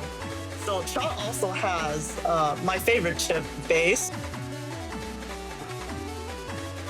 He is the only Greyguard that is not running Colonel Force here in Top Cut. It does have a lot of synergy with the get-on play, because if you're running bugged air shoes, the Colonel Force, even if you draw it, you don't always have the luxury of using it. So it is an interesting, or maybe well, it's a very respectable decision. I'll say that. Well, in Cha versus AndMySax, the first match of top last stream, we also saw the one benefit base has over base anomaly, which is that if you TFC get on into base, you cannot block it since you still have the panel you're standing on that will be hit. And that actually happened in that match where AndMySax panicked threw away a chip for get on TFC that didn't work.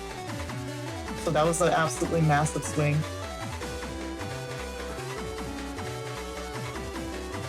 Yeah, I think base is extremely underrated as a Giga.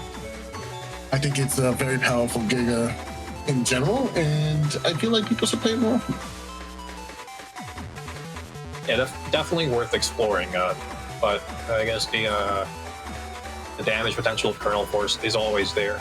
It does do a lot more damage than base, but it's a bit of a reliability versus damage potential kind of trade-off that you're looking at. I think I've said my bit. Cha really has a favorable matchup against Gregars. You see, not third person also runs the L code and the uninstall of the magnums, but Cha is going to get a lot more mileage against not third person because not third person doesn't have the air shoes to navigate against center row magnum, for example. I think we're ready to head into the match. We're ready to head in. Yeah, let's go. Okay, let's go.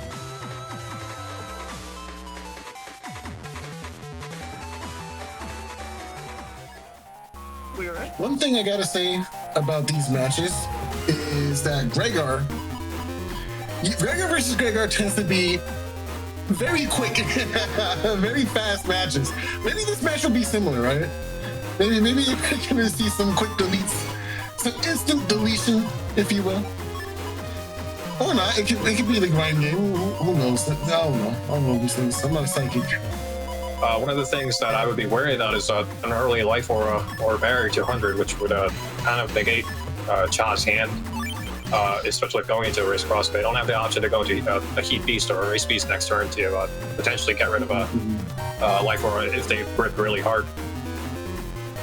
I'm not the biggest fan of losing undershirt in the Navitas here with Cha's build, but having beat and rush is quite nice, I gotta say. I also want to point to the fact that Cha doesn't have Cust 1 in this build, or any Cust at all. It's actually just Cust 5. And I'm starting to see a little bit of that value of maybe not overvaluing Custs in Gregar, especially when you have Charge Cross available to you. Well, I don't know. It's been hitting. Not third person lands his erase mana. Oh, and lands the element mana speed on SoulXCross. Nice ×2, non-flashing. Area grab was not going to do too much here. Just make it back to neutral area. Erase man whiff here. Yeah, this is one of the reasons why I would be worried about going into SoulXCross early. But if I'm not mistaken, Cha still has beat, and they got hit with these Navies despite that. Yeah, that's true.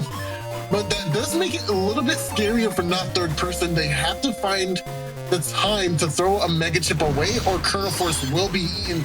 And this is a little scary because not third person's going right away for Beast Out.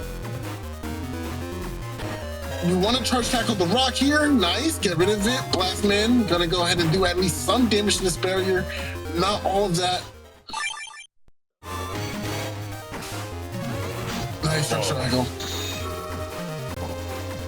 Not enough time. Yeah, gotta keep it. Gotta keep it. Yeah, I think agree. you have to hold on to their options here. It's a bit unfortunate. Bubble Star into is a little scary from not third person's build, but I don't think giving up uninstall is a good call.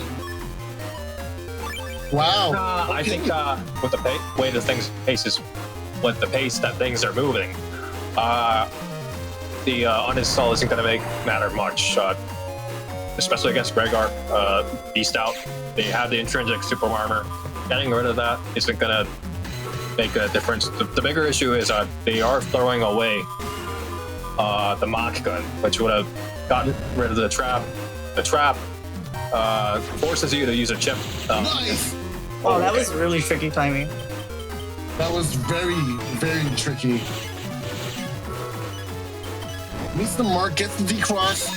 A plus pattern shape formed by the two powers of magnums combined. But the second one does whiff the damage.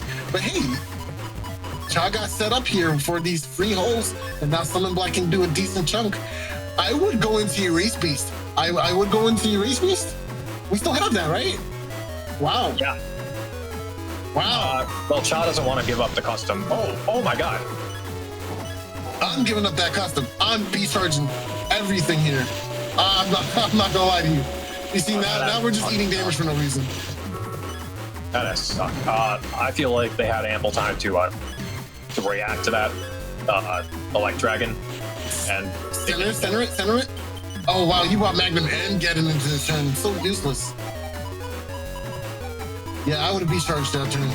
I don't know. I keep repeating myself, but Erase would have been really nice that turn, I think. I mean, Now, Shot is on custom 5, isn't he? So if he changes the Erase, he's gonna drop to custom 5. He's gonna be -3. Yeah. I would bring a Get on this turn. I think that third person is definitely going to go for a Sanctuary play to get that throwback. It's I agree. I like that. I would bring the anti-Navi as well and the Geddon. I agree with that. I wouldn't even bring Base this turn because Base is not threatening KO. there you go. Sanctuary as you predicted. Area grab coming in. Anti-Navi could be good here. Gonna Beast charge it. Okay, yeah, cancel that out. I agree. Judgment, nice. Base is just so undervalued here. Geddon would have been the right answer, actually. Beast charging Base. I'm leaving. Well, that's nice knowing you, so. Thank you for having me, guys. It was a good match. I think definitely some decision making here. Even though like Beast could have been potentially nice. Yeah. Yeah, I like this would have been really nice, actually. I think we kind of all made the conclusion that we were going to see the Sanctuary out of that turn. So it's kind of unfortunate. Of course, you don't want to take a large risk with your predictions because what if not third person delays the Sanctuary for the next turn, right? It's a game of reads, so of course. But it doesn't look like Chai even considered it. It's a shame. Chase hover the base, right, to threaten. So if this Sanctuary is hitting the 480. Yeah. Well, at least we have it now, but isn't it a little too late? 2 HP in a dream with no undershirt. Yeah, I don't know. I think this is looking like game 2 to me. Bruh.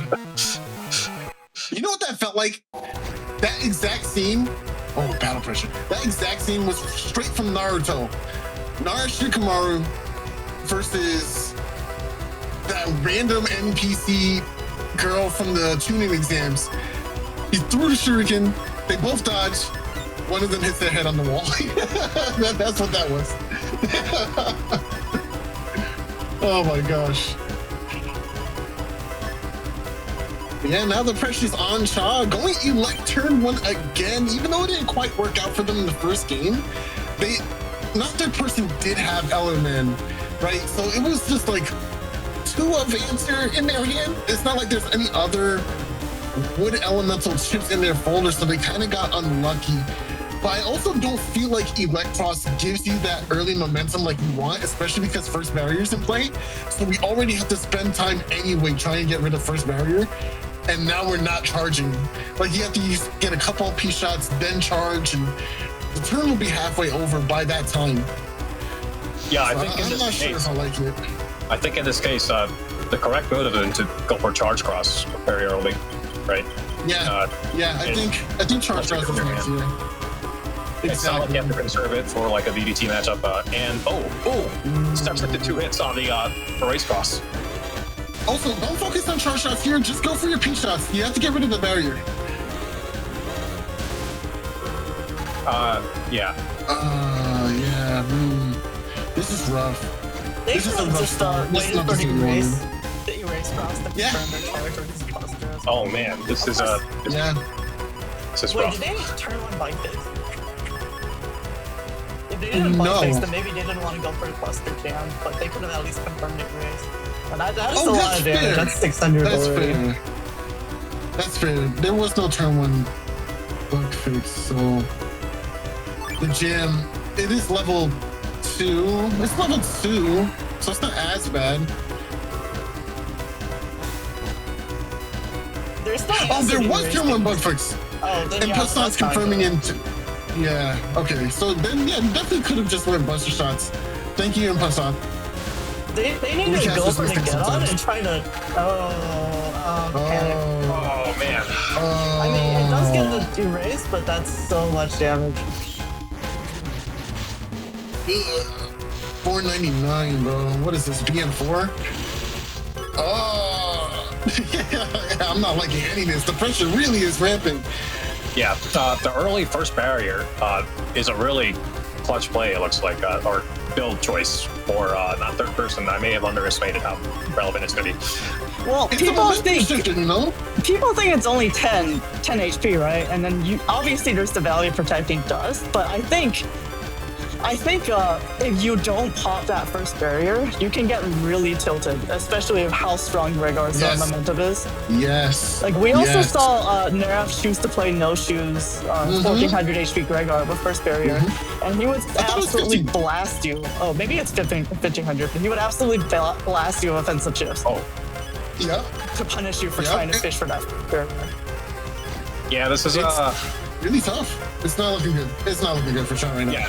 Cha did get that anti-navy on the race band, but this is not. He needs to I think camp he's on his forward. heels. He needs to camp that hole. But, like, he's camping for the summon black, but he needs to just camp that. Otherwise, the Grego beast slashing to get him. Oh, dodge. Okay. That might have been. Oh. But yeah, I don't think it's going to be very hard to make up this. That's it. Oh, good move. Base in hand, 420 is nice, but you want these defenses right now. You need, all he has to do is get his opponent in range of about 420-ish HP. Yeah, Or lower. I would go into. Yeah. I would Oh, this very- into charge cross. Very strange choice going for us. Charge. Charge. Charge. The Bostonian accent coming out in salad here. Charge. Oh, that's funny. Slash is interesting here because it allows you to threaten your opponent out of that front row. Oh, but he's in the front. Is he gonna dodge the win rat? Oh, there is no win rat. Okay. There is no way. Oh, but that value. Wow. 780. You can still get there. You can still get there, but it's gonna be rough. No slow gauge in place, so that means you can potentially make these defenses count. No undershirt is really scary. No undershirt is killing me, man. Is killing me. Oh, If it's Cha interesting to still see has- Cha's decision making. You're going for the attack chips before the defenses, right? Oh, nice stepping up there. Not gonna be on the grass panel. Yeah, you gotta get to space. Oh, that's what you want to see. That's this not what you Nugget? want to see. Oh my god, that's No slash. slow gauge. No slow gauge. No slow gauge.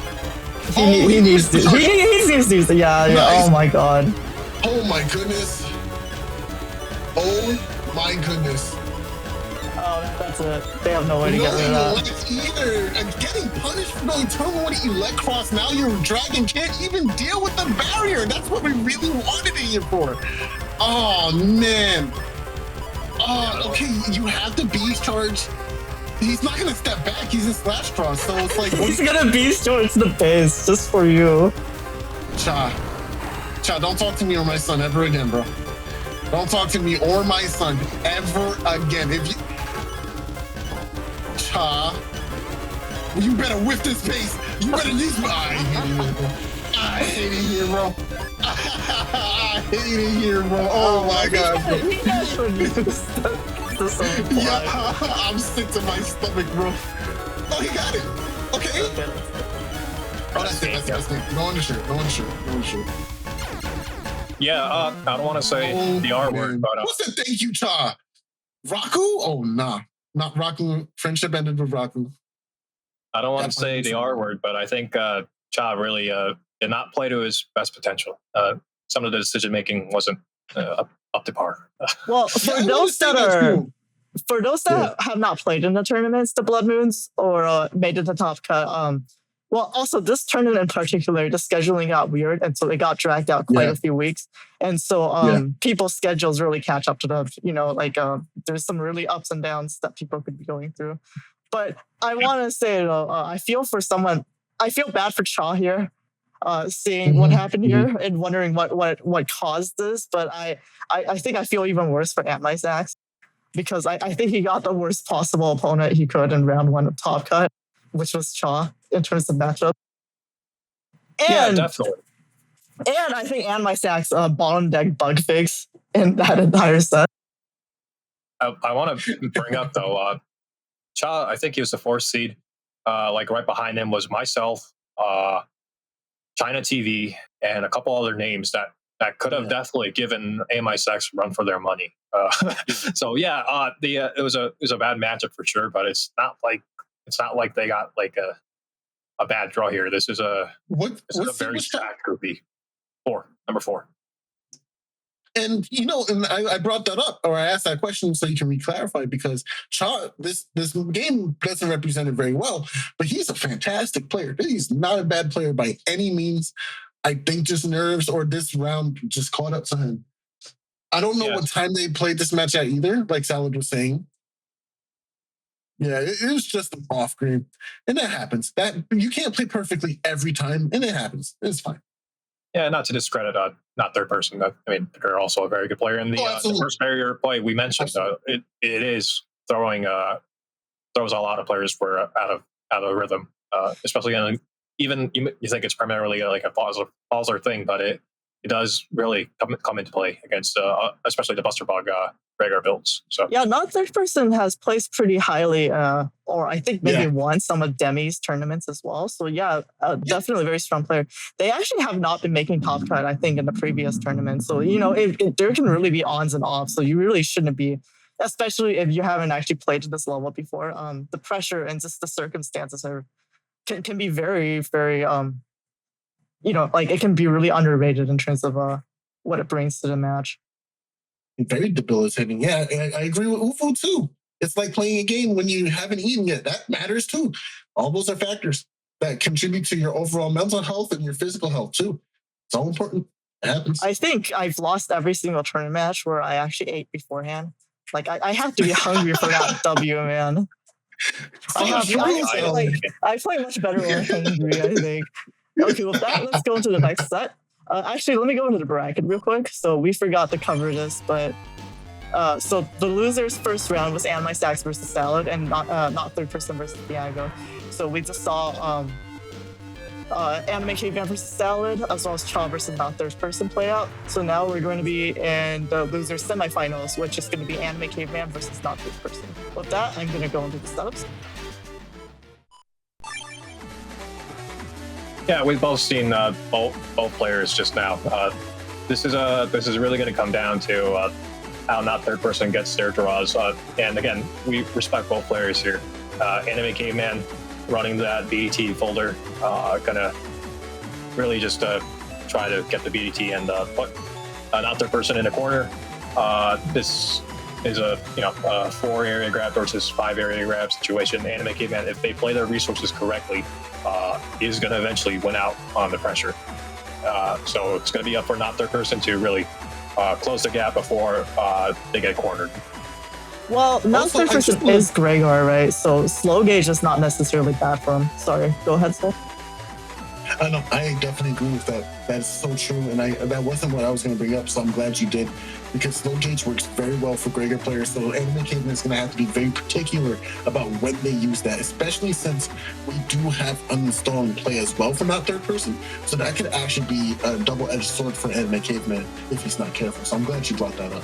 Not third person is also running the Holy panel, so they can actually they can nullify a turn of slow gauge BDT by going Holy panel into Life Aura, which is actually pretty valuable. Yes, absolutely. Absolutely. I wanted to bring attention to the custs really quickly before we hop into the match, because we're starting to see the trends for this setup being so versatile for both Gregor and Balzar, especially as we get to the closer to top cut. But here, now third person is still running that variation of it, where it's instead of cust 1, we have the first barrier, right? And it's just really interesting seeing how people optimize on this kind of build or this setup for their personal strategy. Like Anime Caveman here isn't running 1900 HP, but it's the 18 with the speed max for optimal Buster Bug or Buster Bug level 3, right? So I just wanted to point that out. Very solid cust for beginners if they want to try it out. To back there, just be wary. Not having air shoes can be really tough to play with if you don't understand or have good solid fundamentals. You might take this cust and not do well because of that, but it's still a really solid cust worth testing with and trying out. All right, with that, I think we're ready. Let's go. Okay, let's get into it.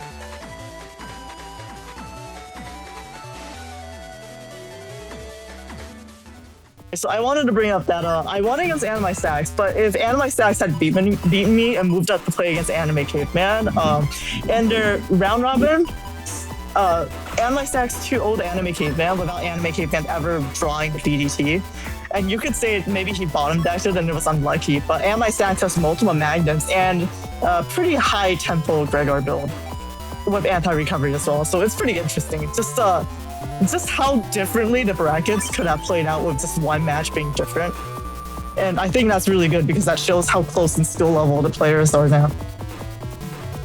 I like Anime Caveman opening with Tengu here. They're definitely making a strong read that not their person is going to go into their race cross. This will apply a lot of pressure. This is where attack 5 Balzar really shines, in my opinion. There's a lot of immediate pressure you can apply on your opponent. It's a little unintuitive because maybe you think Gregor is always going to use attack 5, but attack 5 Balzar also a very strong option. So Raku and Twitch chat suggest in reply to me that what it actually is showing the flaws of split pools. I agree. Let's go back to no split full round robin. Actually, very smart for Anime Caveman to not pop the slow gauge there. Though they could have potentially gotten Tengu lock if they knew they had area too. So actually, that could have worked out for them. Actually, I think really? area lock is still very much on board, and I'm not gonna lie to you. Yeah, I'm surprised. Grabs in hand, yeah, I'm locking that in. I'm locking that in so fast. They have the life aura too, so yeah, that's plus Invis, so that's actually a lot of ways to stop an area return. I would need an area grab here, and because not their person definitely has the win rack regged, right? So that's gonna be their opening. You would want to mash out area grab to cancel out the Judge Man from earlier, but it looks like Anime Caveman is gonna go for the Dust Crossplay instead.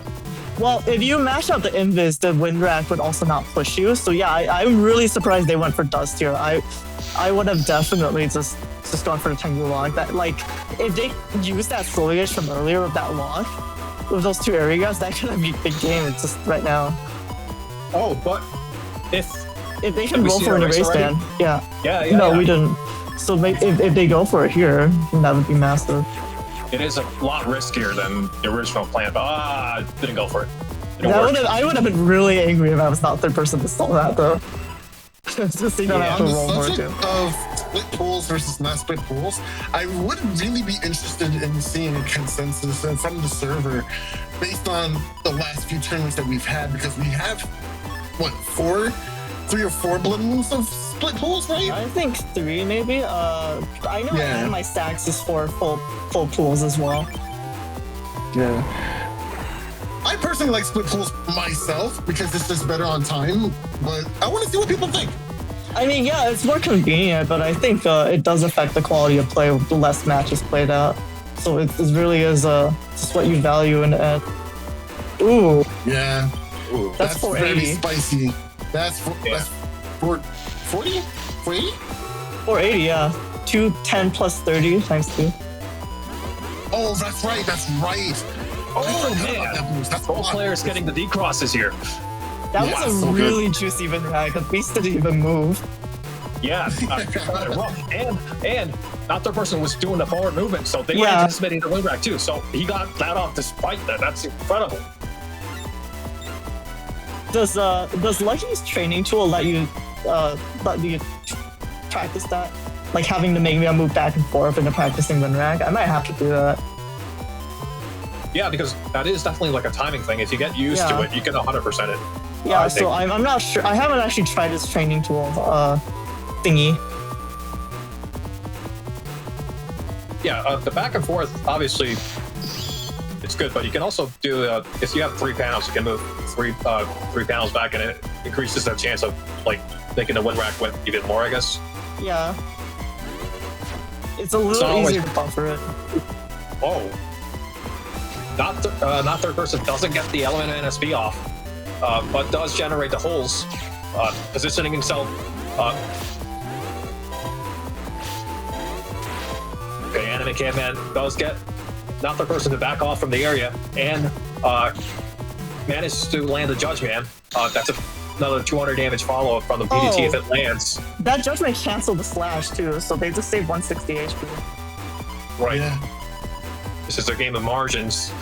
I And think it's going to be really hard to dodge this Thunderbolt coming in. There's going to be a cross cancel for sure. I feel like there's going to be a cross cancel. There's no way you stay in this form and eat 200 and paralyze into the start of your next turn. If And you on have top of defense that, in there's the the area, ground NSP. The ground NSP, if he does not cross cancel, Oh, yeah. Well, the ground mana speed doesn't do anything if it's. Oh, well, okay, they could there's step also the down. cubes. You're If, right. if he stands in the center and he has defense in there, I would actually stand slash here. Like giving up slash is so rough, and he already lost the erase It cross is too. rough. Oh, okay. I just. This might be a bubble electron. Nice. Okay. No bubble, but there was the electric dragon. That ground man would have been disgusting. Man. Oh, he's up to something. Oh. Okay, I we don't already know knew what it. he's up to. Oh man, Okay. if they, that was uninstalled. Yeah, that definitely was. Oh, A lot of damage coming out. Oh my god. That's good. That's the only You're not going to be able to get the. He's not going to be able to get the BDT yet, though. Oh, that's nasty. man. That is nasty. That's nasty. Even if it cross hits, almost trapped. Ugh. Yeah, that's gross. I think he has Everything time about if he this is crosses nasty. to mash something out, but that's really scary. And he managed to step on the holes at the end of the turn, which grants him freedom despite all the holes on the field. He has a lot of freedom going Yeah, I out. respect the 300 HP. I respect the 600 HP coming back in. I think that's the right call here. Basement. Oh, interesting. Ow. Oh, got killed anyway. Yeah, they did have the invis, they didn't get it in time. Oh.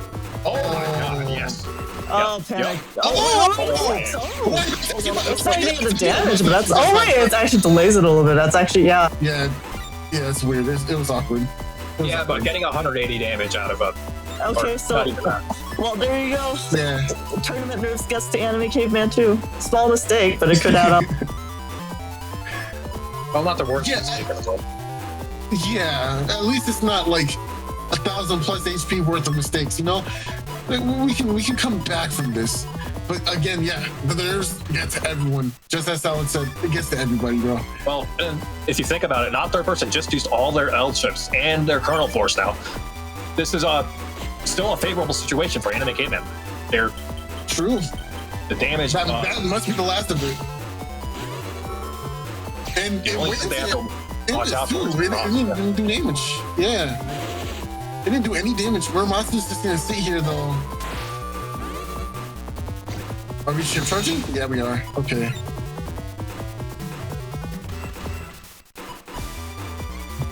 You know what? No, I think not third person can come out on top here. I don't They know did what lose a lot of ground damage cross though. flicker is for. Oh, maybe to cross cancel. Yeah, just to get movement again. And super armor, of course. I don't think they got uninstalled though, but. Ooh. Oh, being in the front 2 rows is scary, friend. Barrier 200, well placed. Nice. Nice barrier 200, allowed them to escape. Okay, we have charge cross. Yes, yes, very nice. Oh, this is tough. Oh, It's that's not nice. to land him. Oh, Oh, man. Oh, that's bad. That's bad. Oh, that's really bad. Life Aura. That's so Oh, good. man. That's so good right now. Yeah, he might actually be able to do this. That third person might actually be able to do this. Hold on. They're cooking right now. No ways to get rid of this Life Aura either. Well, this BDT, so you have to hit that. Okay. Oh, Buster Bug. must be nice getting Buster Bug prize. Right? When you need it just to get that extra damage, you know what I'm saying? Like, it's so good, Salad. You should try There it. was a- Did you try it this time around, you know? Did you? There was a split moment there where you could have landed the Element Man SB, I think. There was, that slight delay at the end there. Man, I saw that moment too. That was rough. I feel like Anime Caveman had that game, but could not close out at the last second. I think that was actually nerves on both parts because they both kind of paused there. Scary. Yeah. Wow. Yeah, that was a tough round. That was a very tough round. I'm actually really not surprised, but not the person being able to come out on top at the end there. It was looking really favorable for Anime Caveman for a long while. Yeah, especially with the, we presume he missed an uninstall that turn, right? Anime Caveman going with the Tengu Cross early, again, same as last match. It was favorable last time, so I don't mind seeing it again early on here. Rock Cube in the center, Ice Cube in the center could be very scary as well. Wow, you know what? I like that. Taking the damage trade and blocking the Ice Cube. Oh, why? Oh, that's big.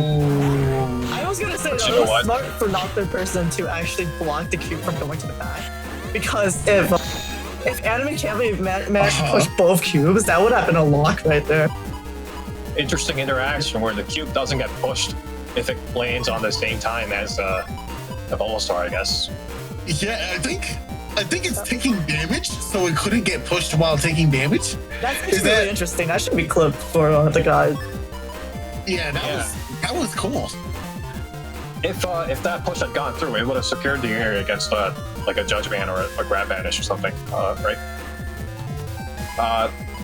Not third person has seen the ground SB already, so now they can kind of go into Slash Cross if they feel like it.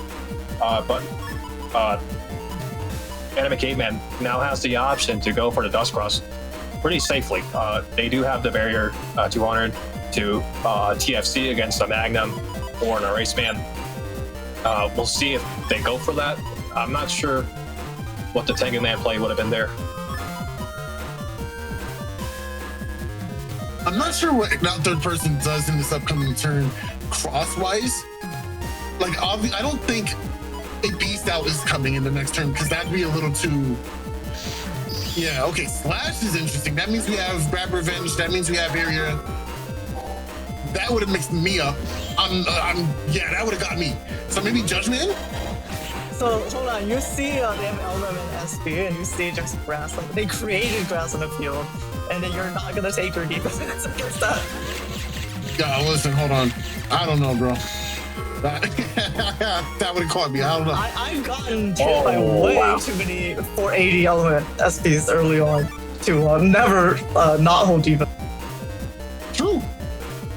Now, That was a Race Man, not Judge Man. Interesting.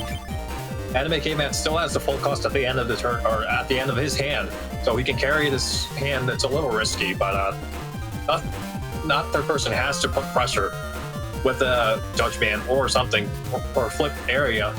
This is a very safe hand for Anime Caveman to camp on, I think.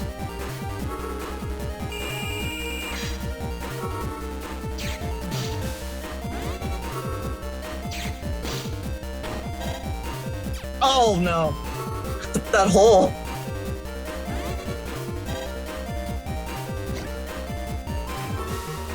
Oh.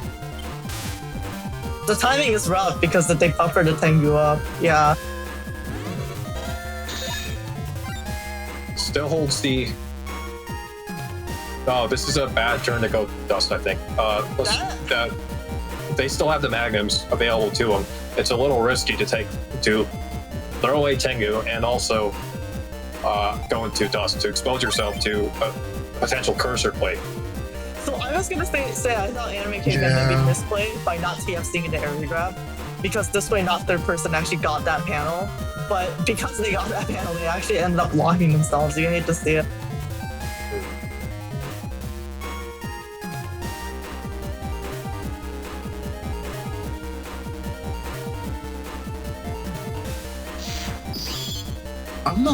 I'm not liking this position right now. Sanctuary's nice. Okay, so we can move again.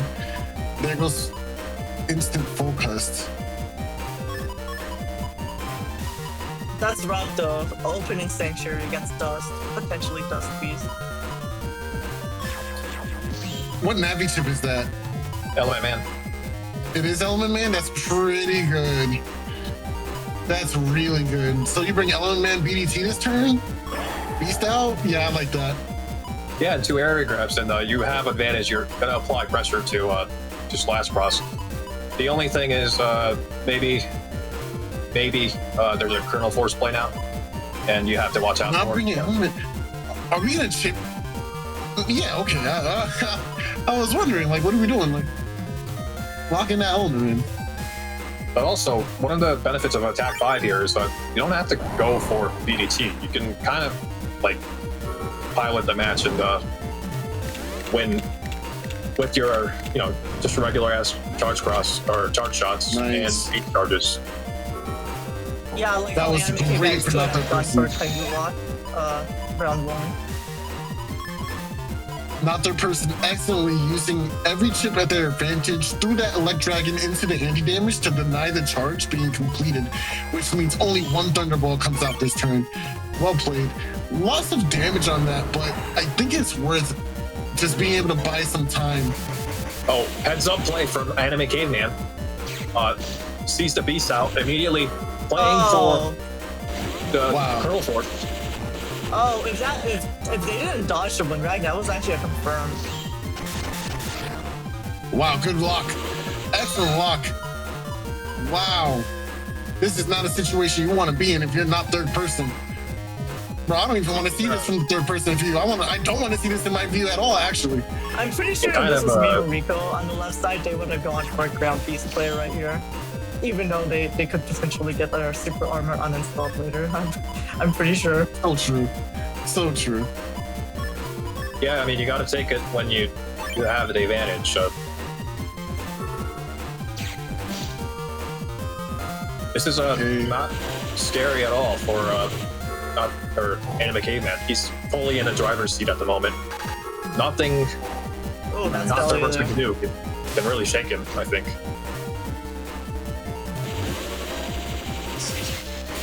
Nice D-cross. Yep, that's a 380 damage if I'm not mistaken from the extra, the D-cross. And you get to break a few more panels too. I like it. I like it. I think they're stuck in a sweet spot for them, Uramasa as well, but Anime Caveman hasn't taken enough damage to take advantage of that. Slow gauge turn in the nice. That's got the damage too. That was really nice. Oh, no. Oh my god. Oh wow. Oh man. Oh man. Okay, yeah, we can lock you down. Wait, hold on. They should have TFC'd. If they TFC'd the Magnum, they should have blocked the Element Man grass. Wow. Wow, they really could have.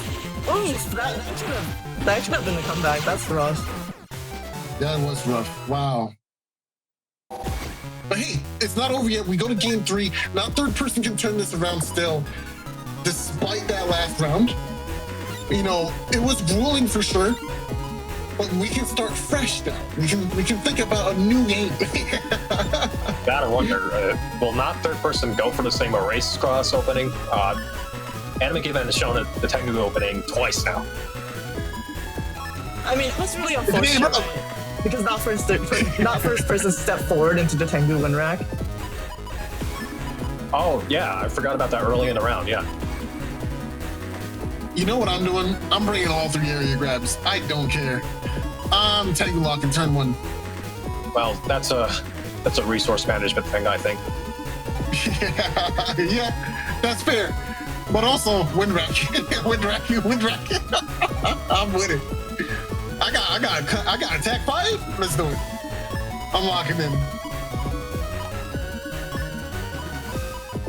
Yeah, Anime Caveman can't use the Element Mana speed immediately, even though it would be it would lead into a juicy play against SoulXCross. All right. We see not third person going for the slash cross play early. I would have lost. After. Okay. Nice. But does not get the benefit of decrossing the Tengu cross immediately. Oh, nice. There's more than enough time to step dodge this. This is potentially an electric dragon play here. So, not the. Oh my god! Crossed up. I thought moving forward was the right play too. It's a timing click. Oh, but Anime Caveman has the ground SP in hand now. And again, the Tengu Man or Tengu Cross, you don't have to get out of it, I think, unless you're really scared of a grab banish again. But you have the ground SP, so you can kind of threaten. Going into the Aquacross here would also be pretty scary, in my opinion, with the Elect Dragon still in play. But you know what? I kind of like going into Spout Cross here, just to get the cross cancel. And you can also threaten a Heat Cross coming up, or a Charge Cross coming up. Yeah, I think this is fine. I think I would definitely just keep Tengu, yeah. Yeah, I would keep Tengu or go into Tomahawk Cross, I guess. This is a strange decision made by Anime Caveman. The only reason to go Tengu is against a turn 2 slash beast of Kernel Force, which is kind of a... Oh, man. Oh, wow. You see? Wait. Wow. Yeah, that's what I was scared of. Wow. Oh, he actually big random slash beast turn 2. Unfortunately, you can't actually confirm it outside of the Kernel Force, though. Mashing out is enough to block it. Yep. Nice, big damage. Lands the ground SP. Wow, this is juicy. 1, 2, 3. Yeah, I don't know about the slash opening. It doesn't feel like there was enough area there to really be able to punish it. You kind of had to, right? Because Anime Caveman did open with Tengu twice, so not third person has to be wary of going into a race, which would have been ideal, maybe. Or Elect. Not third person, the Elect Cross, with all the Elect Dragons in their folder, the Elect Cross opening was on the table. They just didn't go for it. Yeah, and, exactly. I would have gone Elect if they really wanted that pressure early. Yeah. I think Elect would have been a good call as well. I think I like Elect as well. Yeah. To be honest, Erase was still possible. They just needed to not walk into the wind rag. Oh, here it is. Oh, that's a very cool. Yeah, that's a very cool track. Not enough time to confirm anything beyond a second chip and a couple buster shots. Yeah, this is very safe for Anime Caveman still. That's a really good sequence. They still have control. We have BDT now. We still have all of our area grabs. Hold on. Cross here too. I would swap the area grab to the front of the sequence here, but yeah. So Anime Caveman got BDT, got 5 area grabs, grab revenge, slow gauge, bug face in the top half of their folder while using Best Cross. Wow, yeah, that is insane luck. If you mention it. Why you don't bring that up? Hold on. Meanwhile, it looks like not third person never got their judge or grab banish. Oh, that's wrong. At least they keep their cross here. See just. Oh yeah, I like that. I like that. Person is running Elko this turn, so there's no Kernel Force play to worry about.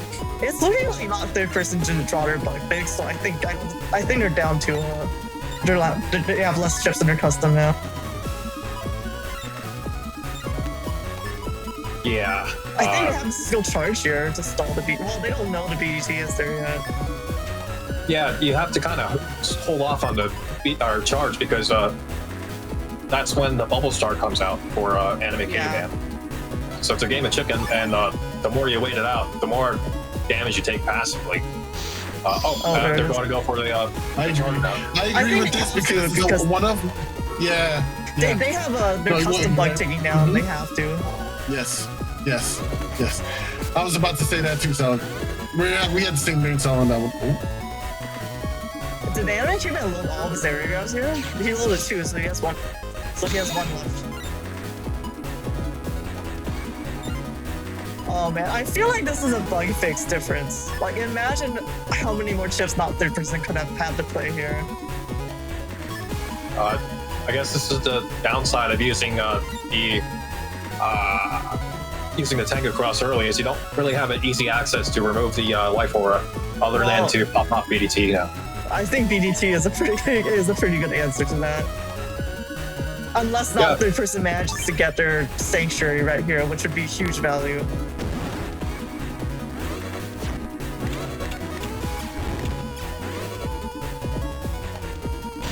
Unfortunately, it looks like they don't.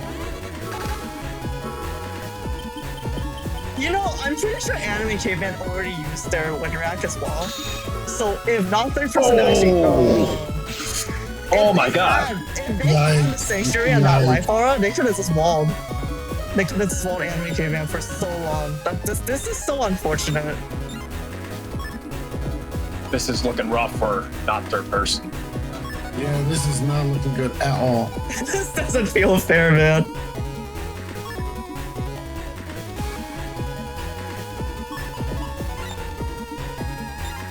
Because it's not like he wasn't using chips. He was using quite a few chips per turn. Like, I think Bugfix is just like slot 29 or 30. YouTube chat, AndMySax with the ban Bugfix, please. So true. Is that really the root problem? I feel like Bugfix is fine. Like, he doesn't have his grab banish either. He just didn't get anything. That is so rough. Yeah, and he has to use a baby force here. Baby force. Yeah. This is he's down to 2 ships per turn. But that is, let's see once again. It happened again. The God top deck versus the salad bottom deck. But this is the risk you take when you choose this kind of build. You wanted unlimited power. But that's the weird thing. We saw, you know, like 10 tournaments in a row where it's just cheaters everywhere with their high-risk, greedy, custom bug builds, right? And then they get bug fix turn 1. Just full bug fix turn 1. So I just think it's so weird that this tournament is the one where the statistical average actually happened. And it suddenly looks, it's the thing that's supposed to happen happened, and only in this tournament, and suddenly it feels so weird because normally everyone's just cheating. Like, I can't get over it. It's so weird. It is pretty weird. Yeah, there's ways to play around that for sure, and I guess not third person was not held off on it. This is like a matchup thing, right? Because they have to hold off on the charge cross until for the BDT, so they can't use it liberally to counter off the clutch block when it starts to settle in. I mean, that, like, they didn't get any of the area return chips. Like, Anime Caveman just got to put down area grabs, and they just stayed permanently while you're playing against Grego with 4 grabs and grab revenge. You hate to see it. Yeah. Yep. They did kind of luck out on the judge ban, right? So Anime Caveman stepped up during the judge ban hit, so was able to retain the area, just keep up the pressure. So it kind of sucks. Yeah. Oof. Yeah. That's rough. That means they didn't get to draw their win rack to push them back either. That's bad. That's gotta give a woo to the Gregors out there. All the fallen Gregors. A woo. A woo. A woo. All right. With that, we are going to be in. Let me see. We're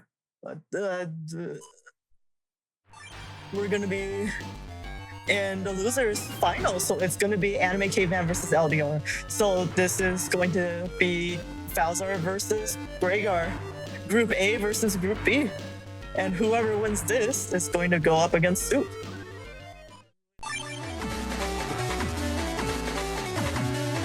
Well, it would have just been like 2 chips per turn, right? Exactly. Here, let me get this set up for you.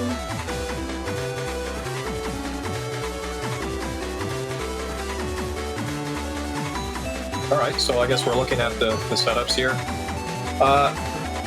LDR was running the Rhaegar, obviously. The custom they're both the same custom build, the custom bugs. We just saw Anime Caveman. LDR is running a Rex Magnum and well, actually, no, it's the E-code. Okay. Yeah, it's E-code. E-code with Element EX, Element and SP both in code on your folder, which is incredibly powerful. If you thought Element and Star was really good, why not have 2 more of that same Navi in your folder? It's just such a good chip. Even the EX, I feel like, is really good. Like, it just does so much for you. I'm not sure on the timings of the EX one, though, actually.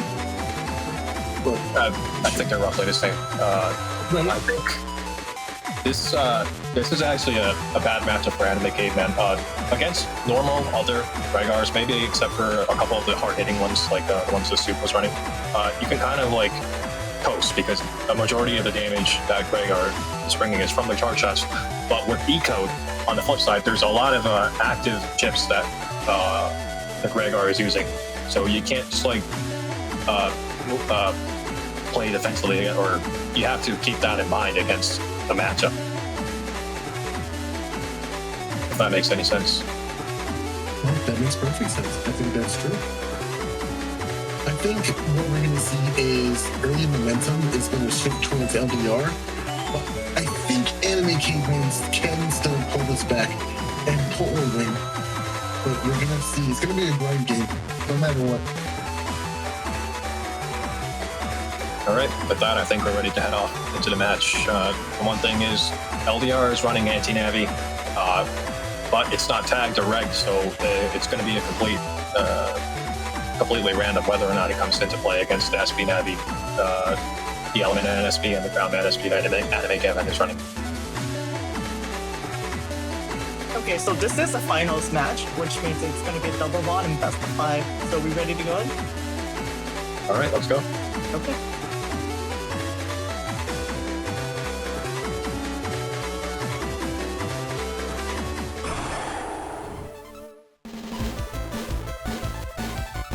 We're gonna have to see how Anime Caveman deals with the Wrecked Magnum that in the open setups, LDR is basically announcing, hey, do not go into SoulXCross, do not go into SoulXCross. I have this chip at my disposal, and I am ready to use it on command.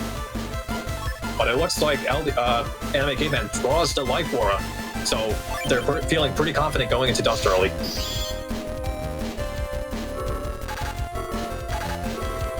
Oh, and immediately loses it from the sequence, but manages to negate the SoulXCross charge shots this turn.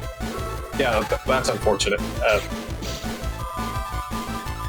I don't think you should have TFC'd the Life Aura on the area guard just for this exact reason in this matchup. Unfortunate that it played out this way.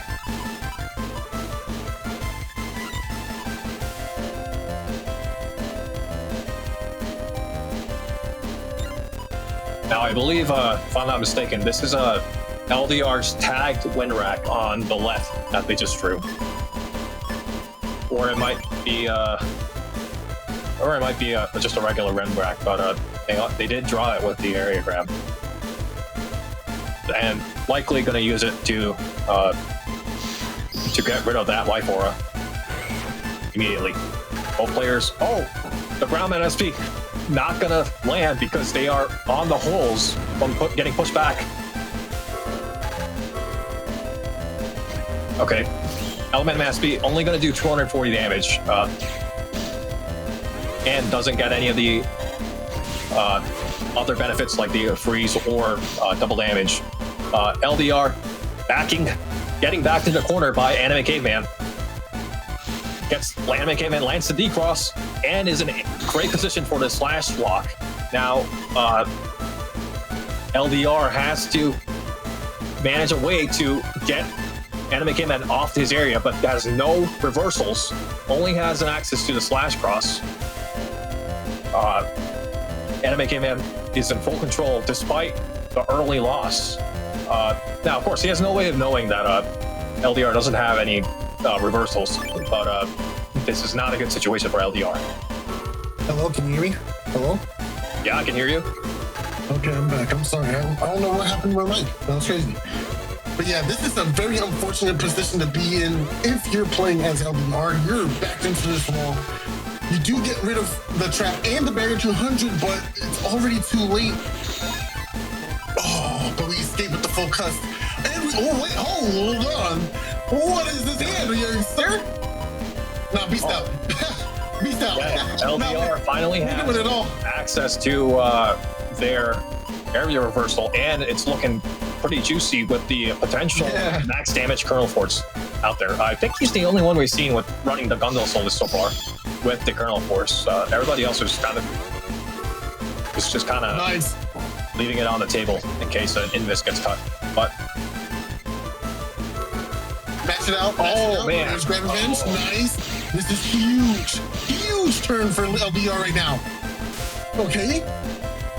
Push this all the way back. Throw down 2 grabs.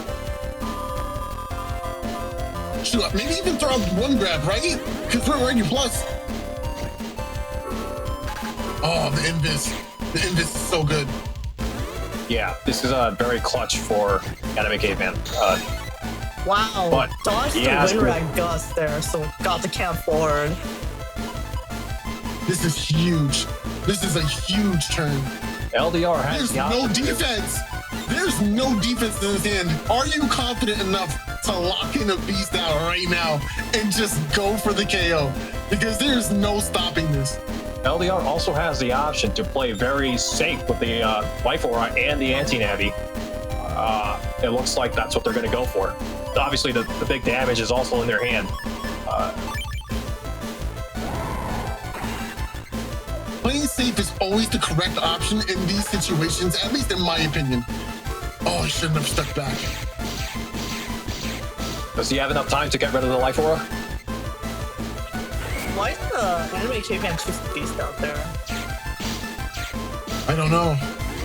Uh, All for the Murmasa? Doesn't matter. yeah. Doesn't matter. I'm not moving. I'll take whatever you throw at me at this point. I'm SoulXCross until infinite. Oh, the Navi chips in hand too? Oh no, this is looking really bad for Anime Caveman. Yeah. This is a really good hand. Beast Rush here would be the end of it. He doesn't even have to Beast Rush because he's in such a favorable area conditions.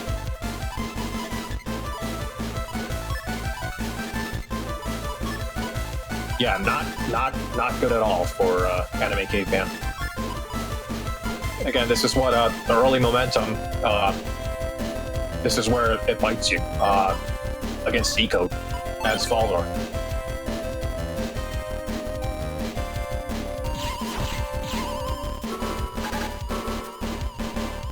Yep, and that's round 1. Nice. Very clean. It was looking a little rough at first there, but yeah, LGR was able to pack that up real nice. Yeah, and I think the match was kind of decided really early by the decision to TFC Life Aura on area grab, which LDR countered with the Magnum. LDR Anime Caveman is going to have to keep that in mind when they open this time around.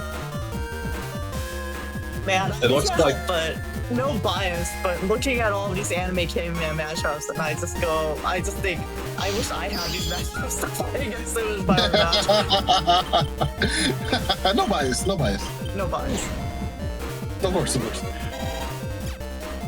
The scary thing about Magnum in this matchup is that because Anime Caveman does not have air shoes, now they're kind of locked against an attack 5 Rhaegar in that center panel. which is free damage for LDR. Yeah, that's gonna be. Oh, okay, Invis clutch there. Yep.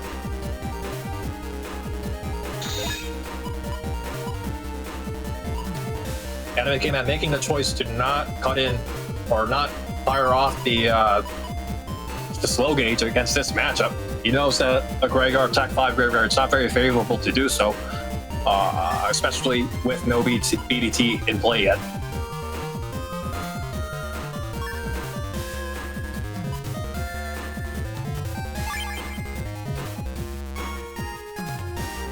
Deciding to lock this in, this is a tough decision, but I actually really like this game. There's not much else you can really do with it, right?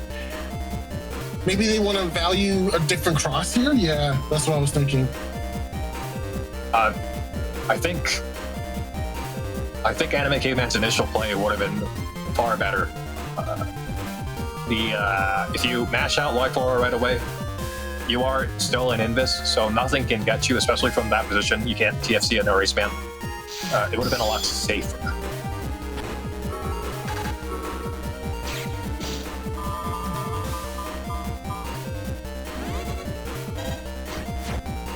Erasement in hand. All right. Oh my God. Down now. Nice. I don't know if it was intentional to dodge those. I think they were just trying to line up to Rules Band, but I mean, I think Anime Caveman will take it. Oh. Nice. Just man. This actually confirms a win rack. If he's yep, there we go. Oh, into the Wow, Woo! Very clean. Actually, that was very less damage than I beautiful. thought, but still, It was flashy. it was very flashy. Yeah, normally, I guess for the matchup, you want to save the Element Mans for Charge Colossus later in the game, but this Anime Caveman's adjusting by going for the faster damage, getting more hits on board. It looks like he's drawn BDT, and he's just going to stay in Tengu and keep up the pressure. I like this decision because there's no real reason to change. BDT is good. Tengu is really good. You could probably even sit on this focus. Yeah, I like that too. Oh, okay. Maybe LDR deciding that. got out all his chips for the turn before the full cost stuff. Yeah. Maybe he decided that once losing life for it was like, oh, okay, I guess I will focus. Whatever. Rocket Fine. says in YouTube chat, oh, I forgot there was a game counter now. Me too, actually, so thank you. I just updated it.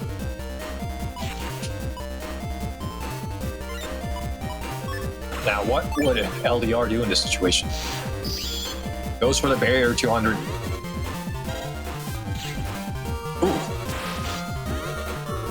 Nice. BDT finding a mark immediately.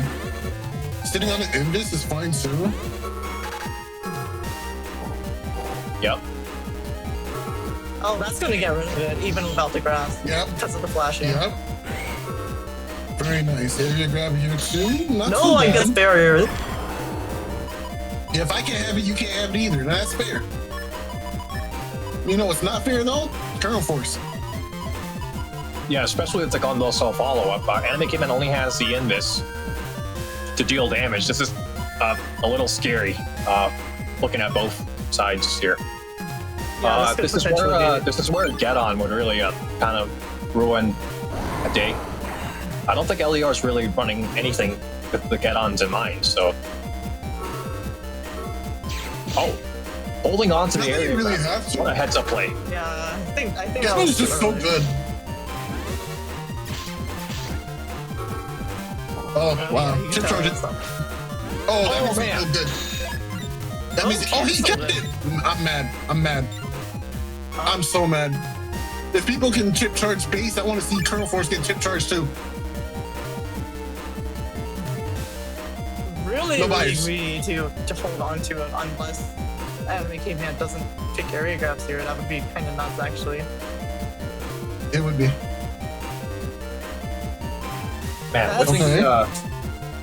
That's really ballsy not taking the Yeah, not taking area grab after you saw the grab revenge. He while did. they're being- It's the last target in his hand. That's what I mean. It was the last chip. You want to just camp forward or get the grab off there.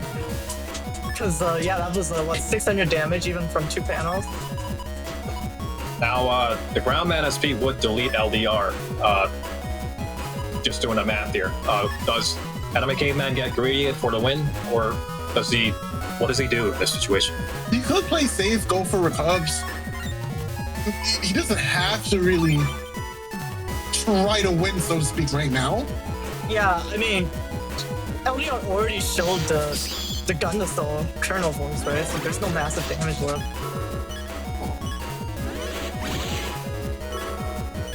Ooh. Oh, really? Oh, that's pretty good. Really? Not Yeah. quite in the game, but That was weird. I would have gone glass. he's gonna do it now. No, but he lost out on 240 like that. This could have been way cool. In fact, this could have Oh, been yeah. close to deletion. Yeah, that seems the same. Oh, I don't like that. You gotta stand still and hope it falls off. That's all you got right now. That's Yeah, legitimately all you got. If he did the element man cycle properly there, that was I'm bringing the wind rack. I'm bringing the wind rack right now. Wait, did we see Life Aura already? Oh, nice. Yeah, That's we actually pretty good. T-shots. Okay. Nice. Wow, and Life Mickey Aura? is immune to Buster Jam Frogs. It's not very effective. Oh, that's really effective though. That's kind of an insane match, actually, managing to get out of that. Well, before the judgment confirmed the wind rack. What? No. Wind rack is pretty nice here. Take the wind rack first. Bro, why? Yeah, get your area back. You don't want to live? What is going on? Well, what is No, this he- combo? no, This no, is no. not confirmed. No, hold on. No way. Yeah, it is confirmed. It is? Because he's gonna trap Anime Caveman. No, but he could have gone fire burn into a light pulse. Oh, Yeah, so now he's oh, minus 2, right? Okay, Oh, okay, I see what you mean. Oh, yeah. I see Oh what my you gosh. mean, yeah. Not enough damage. Oh my gosh. Or not enough HP. Game 1. Okay, so that was two to LDR, right? Yeah, that's 2 to LDR. Wow, that was, he just went for damage. He just wanted it.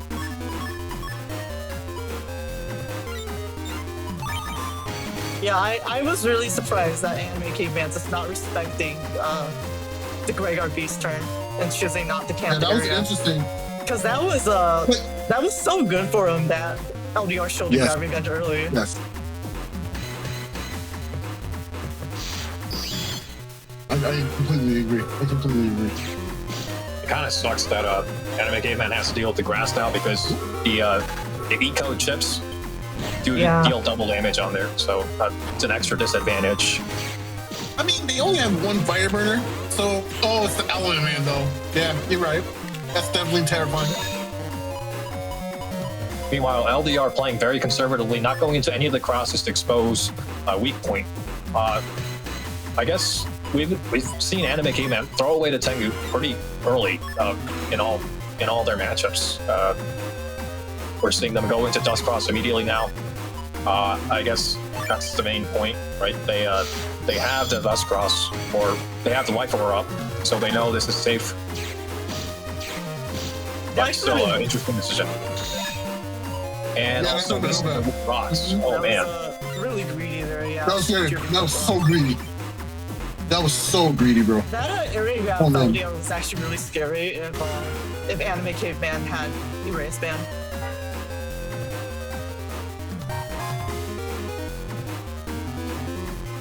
He still has the ground SP right here, though.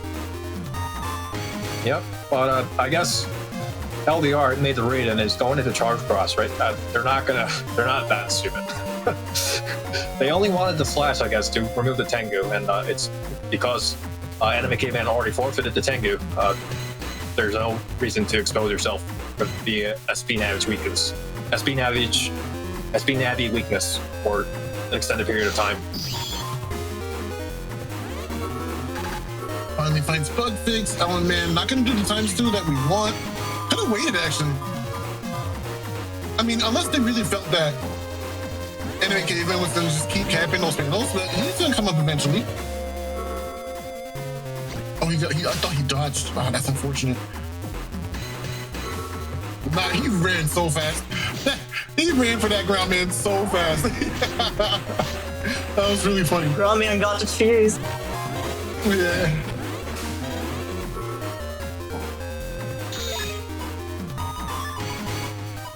Okay, a bit down, but LDR is still not looking too bad. I feel like right now, Anime Caveman is trying to solidify and maintain that lead. I like the idea of shooting back the recovers because we don't necessarily need HP right now. We're only off by what, 300 as it is? We can worry about that extra HP later. And now because of that, we do find the area grabs and the uninstall, and this is a perfect hand.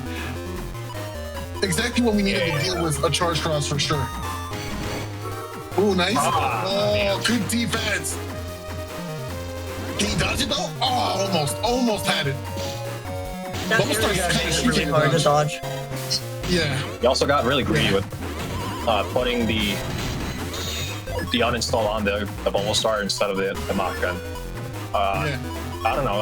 I don't really believe in this psychology crap, but Anime Caveman is kind of must be feeling the 2-0 counter over his head. Yeah, at the moment. Even mock gun uninstalled in the bubble star would have probably confirmed it. Yeah, so for sure. getting that, choosing to get that P shot in that happened to be a buster jam probably instead of using your last chip.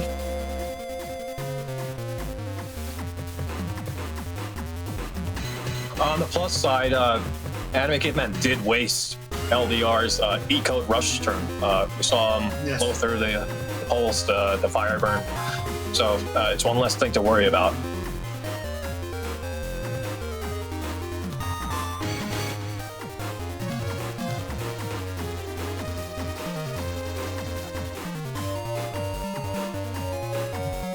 You see, Anime Caveman has the BDT now. If they pilot this, they have a lot of control over the situation. LDR opens with the Magnum to decross the dust cross, but it's not too important anymore. The BDT is in play. Step dodge is a charge shot. Wow. Wow. That was like a frame perfect dodge here. Yeah, that was an actual frame perfect. I like the focus here now. I think Anime Caveman just decided to lock in the hand they already had. But this is a very terrifying turn coming in right now. Yeah, and because we can see LDR's hand, we know that the kernel force is in play here. They have all the parts. Oh, he tried. That's going really aggro to Judgment there. Okay, you can't even push back because of that pulls. That's really bad, actually. This could cost the game. Oh, that hurts so bad. That's okay, but we really gonna want to counter hit here anyway. Oh, never mind. I'm sorry. You gotta mash. There's enough time for you to bust the proc too? How lucky? What? Yeah, sometimes people recommend skipping on the speed max, but I guess everything counts. Yeah, everything counts in this sort of situation. Like, realistically, is the 100 HP for 1900 really worth that much more than 1800 with speed max? I mean, if you average one buster jam out of like 25 shots, not that I would know anything about that.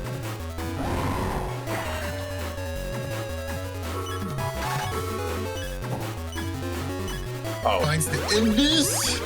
Against the erase piece, though. Oh my god. Dodges it. Oh, that's massive. Oh, oof. That's huge.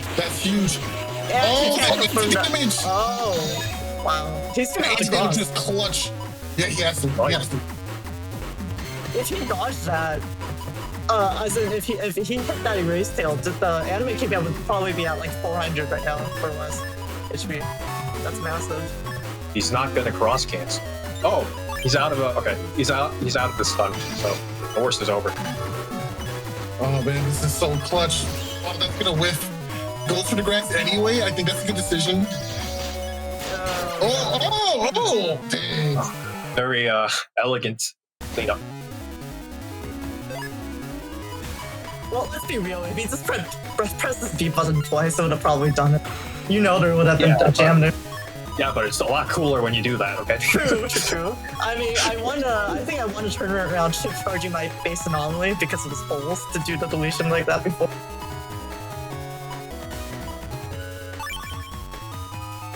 this is game 4. LDR is still up 1, but I'm thinking, well, will Anime Caveman be able to run the 3-0 back? You know, the reverse 3-0 is kind of crazy. That's a tall order. I mean, he already has the 1 win, so it's possible, right? He's making 1 game at a time, right? Anime Caveman draws to bug fix early. You just gotta laugh at that. But it looks like LDR is going for an Elect Cross play with the combos with the Elect Pulse, but does not have the area advantage.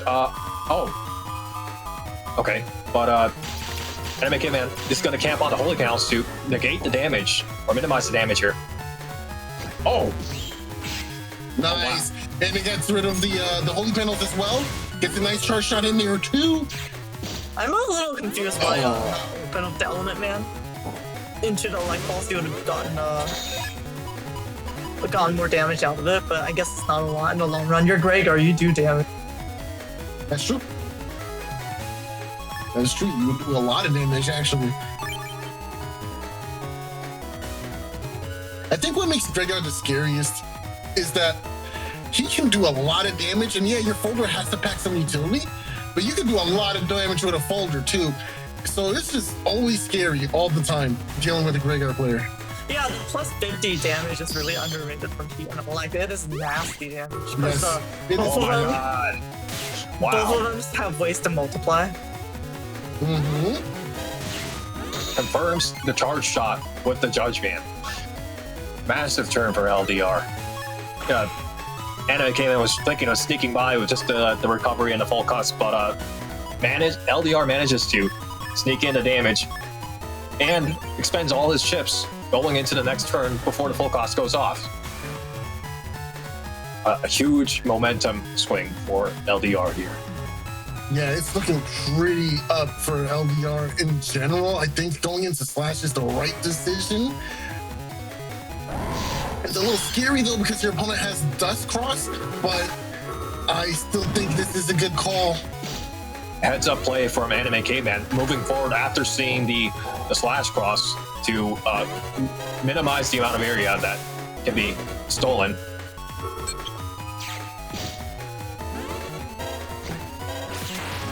Nice. That Holy Panel is massive there for BGT. It was. It was. I think the difference is Anime Caveman didn't go into Tengu. Did he? Did he go into Tengu? I don't think so. No, I think he didn't. No, he didn't. He didn't. Okay, so this time he has the option to get rid of it without. Obviously, you don't want to go into. Yeah, he's gonna have to race against the clock here against Slash Cross while trying to get the. I mean, he has a wind rack, right? So he could kind of go for the wind rack here. Yeah, that's true. because does not have to use. Oh my God! He's throwing it away. He's shooting it. Huh. He's shooting it. Oh wow! The moxie on this man. I was gonna say, even if LDR wasn't trapped, he would probably want to stay on the Holy Panel, and so the win rack would be pretty confirmed. You know, real quick, going back onto the multipliers and damage from, Fire Cross in general, right? There's only 2 things I really wish that had happened in this game. 1, that's Float Shoes to Heat Cross, and 2, I wish Heat Dragon did 150 damage. I knew you were gonna say that. I really do. That 50 damage plus on a Heat Dragon would have been so crisp. I think that would have changed that cross for everybody, though. I think Shoes would be nice, but I think Heat is already very good. It is really good, I'm not gonna lie. I think he races for Heat all the time whenever I can because I think people undervalue what he can do for you in a match. That aside, this is not a really good spot for LDR to be in at all. Okay, the panels finally cure up, but he still has to find a way to deal with this. Okay, it fell off. All right, that was actually really nice. Oh, he tried. If you were a second earlier on that machine gun, you probably could have clipped him. I don't think that was worth because it was 100 damage and he was gonna lose dust anyways. Now he's stuck in this machine gun animation, which is actually really scary. Well, he does have the option to cancel out of it, but would you want to give up the charge cross against BDT? Exactly. Yeah, you're right. Yeah. He had one more chip after a machine gun. What was that? I wasn't paying attention. Okay, yeah. I think it was some sort of defense. So that's really unfortunate there. All right. Gives up the charge cross. Remember, LDR threw away the wind rack to the end of the folder, so he ooh. You mean Anime Caveman? Oh yeah, I'm sorry. Yep. It's confusing with double. Oh man, it's column though. But erase is a little scary because you stand still for so long doing your laser eyes.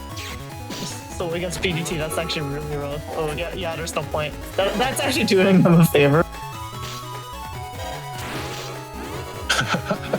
Wow. Okay, I two feel a hits little from the better about BDT. myself, dude. All right, LDR backed in a corner. They do have the grab revenge, the wind rack, and they have access to a full kernel force play. I In really fact, would have stayed in charge that previous turn. Then this turn would not be nearly as difficult to choose. Yeah. Anime Caveman knows that Nice. LDR does not have.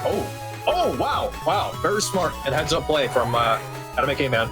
Knows that was the anti-navi, so intentionally pops it off. Oh, that's bad for Tempo getting the judgment here. Now he's into this. Nice. Okay. Mash it But out. we can and still get cancel these it. panels back. Yeah. Okay. Put on a grab too. Okay. But we're back on even area, which is really good. We can get some charge shots in now as we raise. Nice. Oh, got some hits on that. Oh, He always gets that, man. He shoots out the BDT and then does one Buster Jam prog. Oh. The first one pops through anti-damage. Oh, he might have a frame trap here. Anime Caveman or LDR is moving forwards. But the cross cancel will boost him forward, I guess. Yeah, it's probably gonna Race bust him man into- forward. I think you have to go for your kernel force play. You have. Oh, he's going. Did we get uninstall? I don't remember if we got No, uninstall. LDR doesn't have uninstall in his folder. He got uninstalled though. Dang, that's not good. Oh! Well, that was the win rack from earlier. Oh my god. Yeah, that is the wind rack. It's like a brick that fell from the sky. Right. Wow. I don't remember tennis being this violent.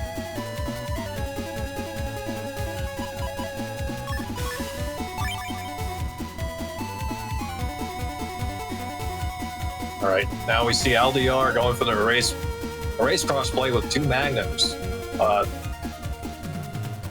While Anime Caveman, we got to see what they're going to go for here. So this is, again, Losers Finals. Remember that you can donate now on stream to get your message read and add to the prize pot for the contestants. You know, we Donations see, welcome. Anime Caveman open with the two barriers, right? That would actually be pretty ideal and safe to go into Dust Cross very early, which allows him to conserve the Tengu Cross for later. But Yeah. I guess they're going to open with the Tengu again. But what if he just draws bug fakes and BDT turn 2 anyways? Right. And also, this I mean, the amount of area grabs that Anime Caveman has, obviously they have to respect the potential for the slash cross opening. But they could go for the Tengu lock here and whack out with the attack 5 Tengu cross hits. To be honest, that was also a perfect Tengu turn. He could have just gone. Oh, nice. Wow. All the outs. All the outs. But this is still really good value. There No, you this, go. see, now that he knows, this was actually the worst choice. If he went Tengu with full area grabs, like Farah into the slow gauge, that would have been like 1,000 HP loss of LDR. That's rough. That's scary. It has to cut the erase band for the damage. There it is, but turn that's 2 not- BDT anyways, see? Wow. Yeah. Both hands look immaculate right now. We have all the answers for days. But I kind of say having the wind racks right now is really nice because we can go ahead and get rid of life for it and maybe do a little bit of damage with the select pulse too as well. Monster, yeah, I definitely thought that was gonna get shoved back. But hey, we do bug. Oh, look at us! LDR doesn't really run outs to holes, right? So they have lost all access to the back row here. That win rack, if it manages to get the barrier off, is basically confirmed. I think he could actually just beast out here. Use Thousand Feathers, because there's probably like 60 damage left on that barrier. And then win rack. All right, get the big push. Yeah, the big push is nice here. Oh, why didn't you just press 8? Oh, you had that. I don't know. I agree with that full custer. You just drew BDT. He's locked with -1. Why not just charge? Like, what are you afraid of? Incorrectly. Like, what are you afraid of losing dust for? You already drew BDT, and I think he popped bug fix, right? Yeah, he popped bug fix. A little weird to me. Wait, what? I don't think that was me. Segment must think that. Oh well. Wait, yeah, what happened there? Did someone jump? Weird. LDR? LDR? LDR chat?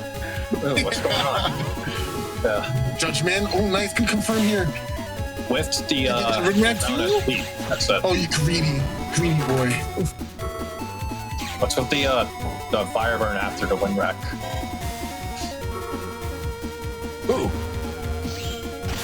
Nice. I think he has enough time to shut down here. Yep. Oh, he's gonna get a confirm here. Move up. Oh wait, the flashing from the element. I don't think the charge was gonna be quick enough. He had a win rack too. Oh, he had wind rack. Oh, yeah. So LDR still has 1800 HP. Despite our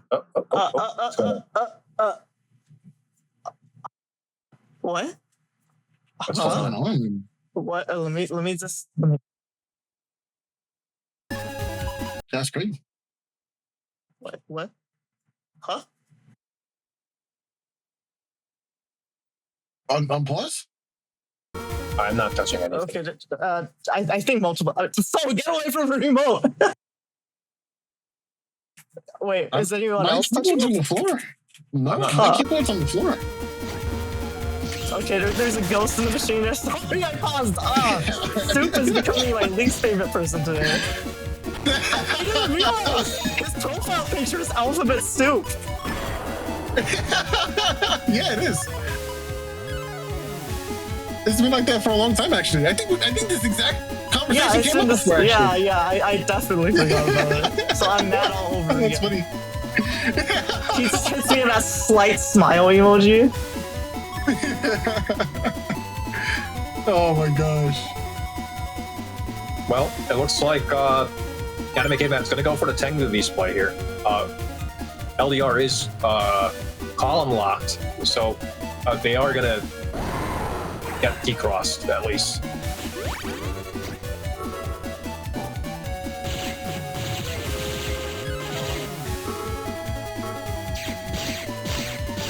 Manages to space out the grab revenge to interrupt the BDT.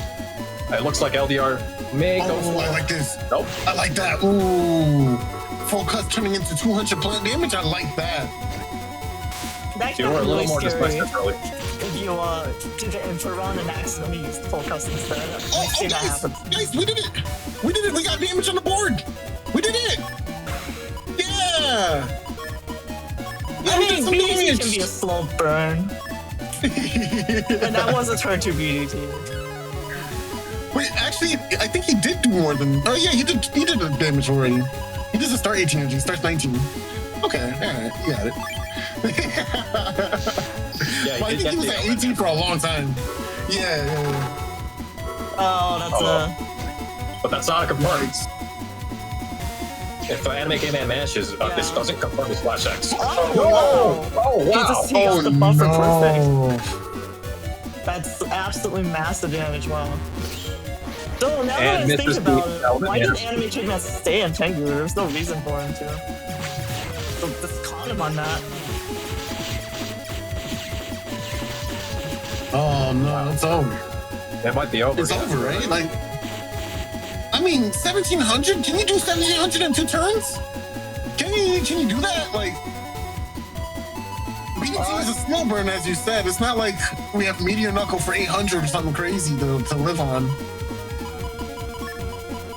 Honor Knight says there's a tight window since X Slash is fast charging. I don't think it's a confirm. I'm pretty sure if you mash fast enough, they should be able to walk down there. Yeah, and I guess it depends on how you mash it, but I am pretty sure it's not a confirm. Like Judgman has a higher stun, and we saw it miss earlier with a Slash Beast. I think Judgment does confirm Slash Beast. That might have been an error. But definitely Erase does not confirm it.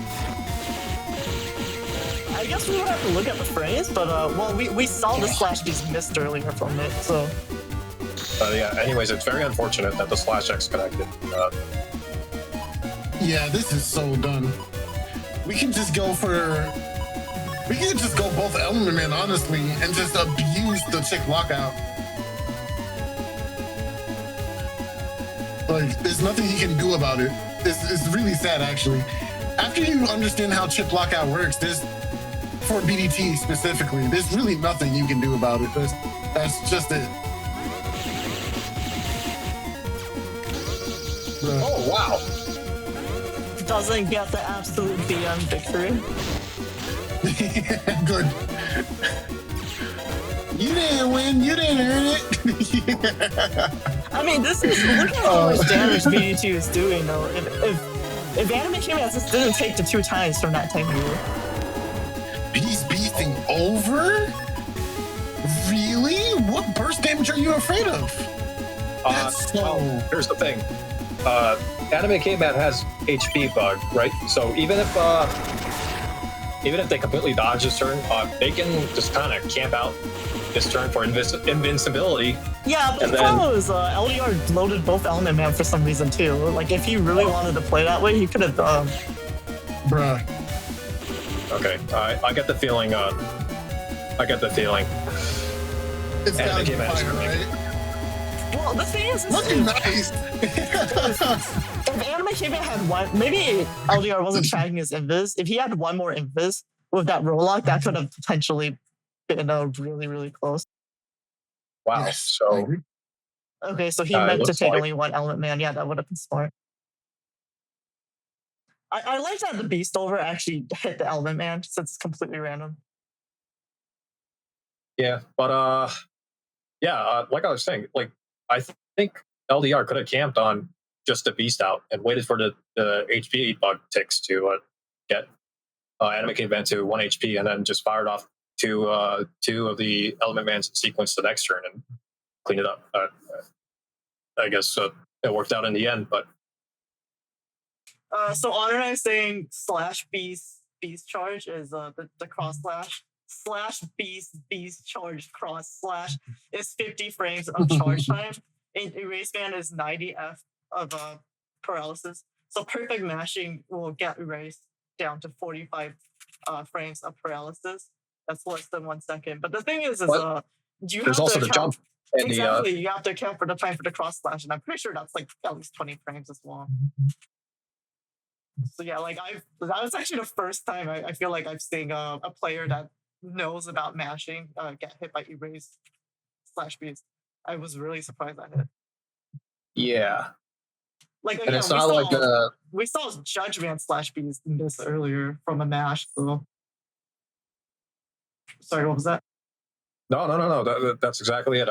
I think it was kind of a fumble that Anime Caveman got hit by the charge beast there. Yeah, that was really strange.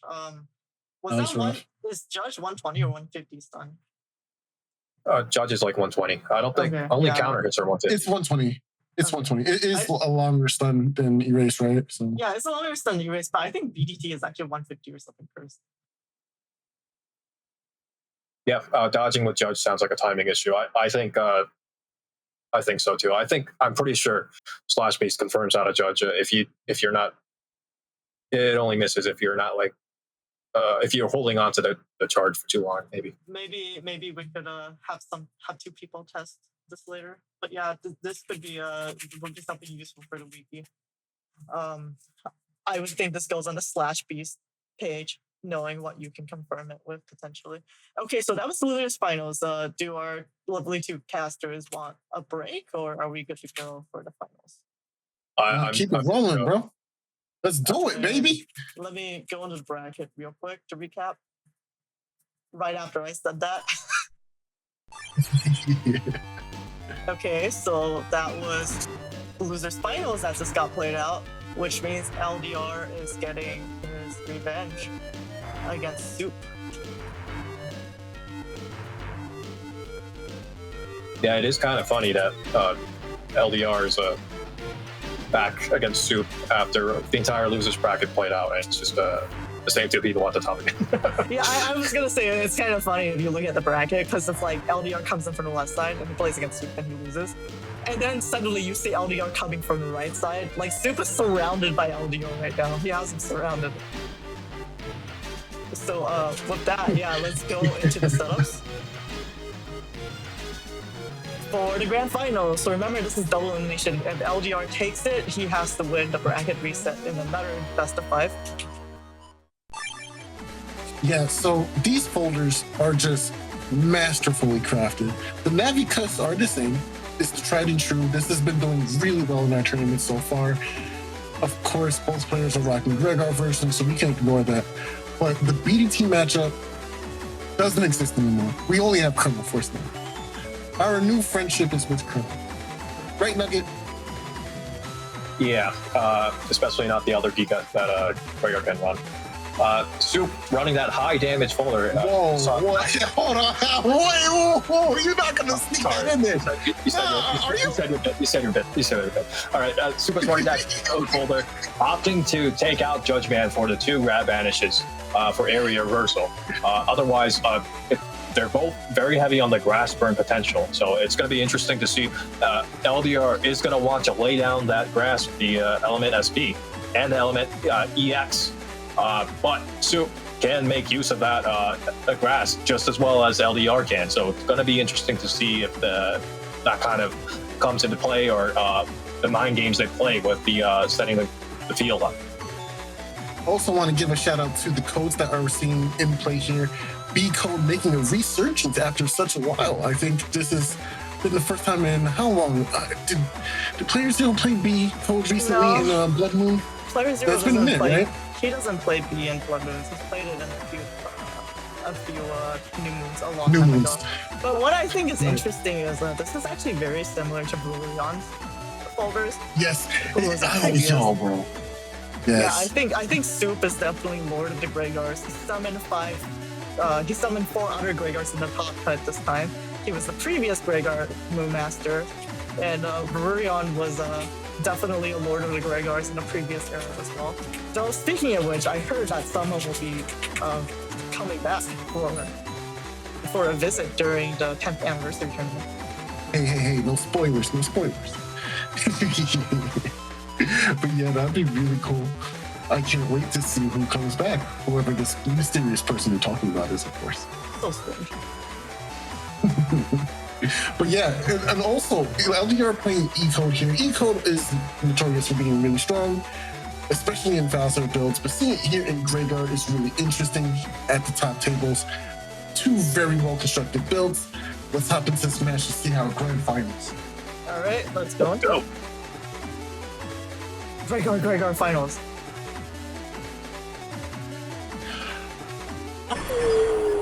Okay, we are wow, that was perfect instinct. Wolfpack. If you're not a part of the Wolfpack team, then you need to be signing up to our tournament so you can join the Wolfpack today. No pesky weirdo Fowler birds around here, please. Only bring me the wolves, the best of wolves. These 2 have the exact same Navi coast, huh? just mirrored. Just mirrored. Yeah, the exact same colors. They both have the reg magnums as well, as we're seeing in the custom screens right now in the double box. That's actually really funny. Yeah, and with the option because they're neither of them are running get-on or air shoes, they both can lock each other out with that Reg Magnum. It's a lot of things to consider on the opening turns.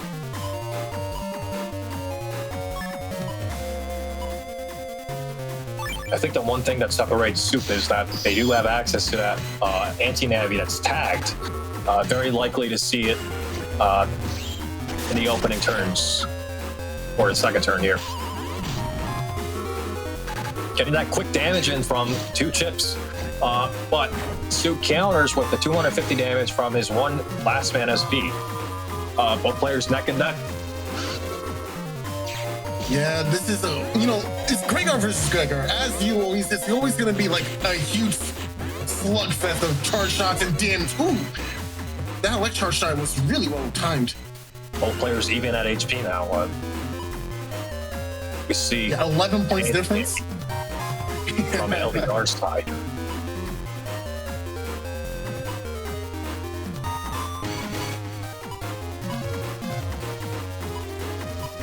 Yeah, so Soup is we can't see it from his screen, but we can see from LDR screen. He's locked into that panel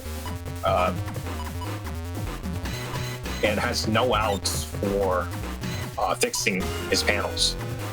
Not a very great situation for Soup at the moment.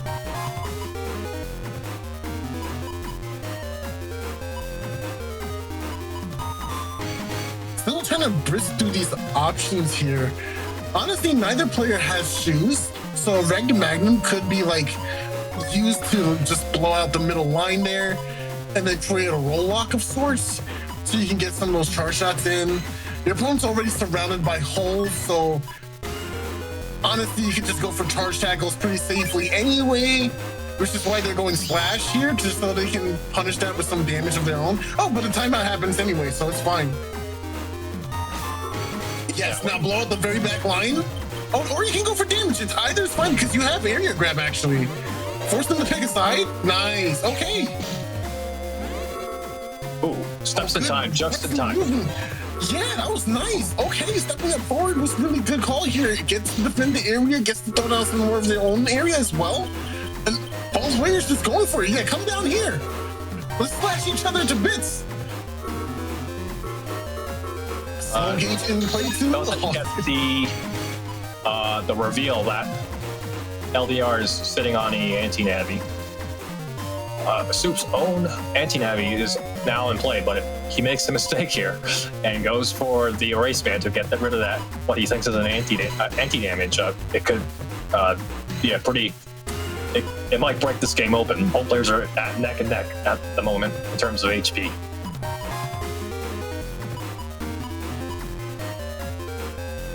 You know what? This is exactly how I imagine my grand finals. Perfectly matched, even between 2 warrior doggos. Just ripping claws and shredding fangs. LDR going for a very light hand this turn. Not even going out of the slash cross. Gonna reverse the area with the grabber bench. Oh, nice, nice. Anti-navi trapped here, gonna be able to get his big damage erase and throw out a nicely timed boomer. Go ahead and take some damage. Proto Man here for another sizable amount of damage to do too. I guess the roll lock is still in effect though. Yeah. Oh, but LDR manages to column lock and has the slash lock in place. But has to... Come on, give me damage, I can damage. We do it together, let's do it. Yep. Oh, how much should have released? Oh, the buster bug though. Oh, someone drew Colonel Force. Someone drew the LDR has confirmed for the slash piece here. But it looks like Soup drew the Colonel Force, as you said. Is it over? Is it over right now, though? I don't think he's trying to lock it in. I think he doesn't want to do it. With the power of looking at both players' hands, I think the only thing Soup can do to Soup should open with the element at SP here, because otherwise, Yeah, I agree. yeah. I mean, he has 576. He should be okay. Emphasis on should. I think it's okay. I think you're fine. Oh. Now, will this judgment hit? Oh Yep. boy. Yep. I'm not sure if this drag is enough to allow Soup to mash out of this slash. Oh, the drag. Oh, The drag was huge. Nice. This is the slash. Oh, accidental release. Dude, you wanted to chip charge that. Oh my god. Oh Managed my to goodness. mash out all the chips before LDR runs away to the customer, and on top of that, gets the forward movement buffered in. Wow, what a sequence that was. All those chips came out at the right time. No damage taken in that turn. Just a lot of efficiency in terms of movement and value. But now I think it's time. We see the beast out.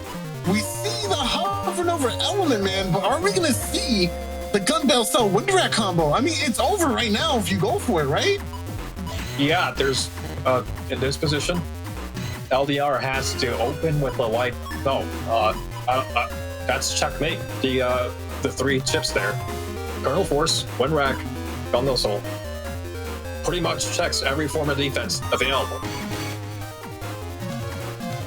He can go for that, and especially with the 348 HP difference. There are some niche ways to defend against Colonel Force without the use of just Light Force. Like, you can go for anti-damage and try to throw up a machine gun just to eat as many of the soldiers' attacks as you can. But that's not an option that's available to Soup at all right now. He doesn't even have any options defensively. So really, if you decide to take this right now, the game's over. Yep, he's weighing all his options, but I think it's clear.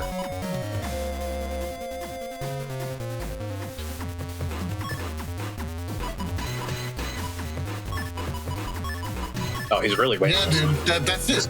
Just lock it in. It's okay. It's okay. Lock it in, bro. Oh, man.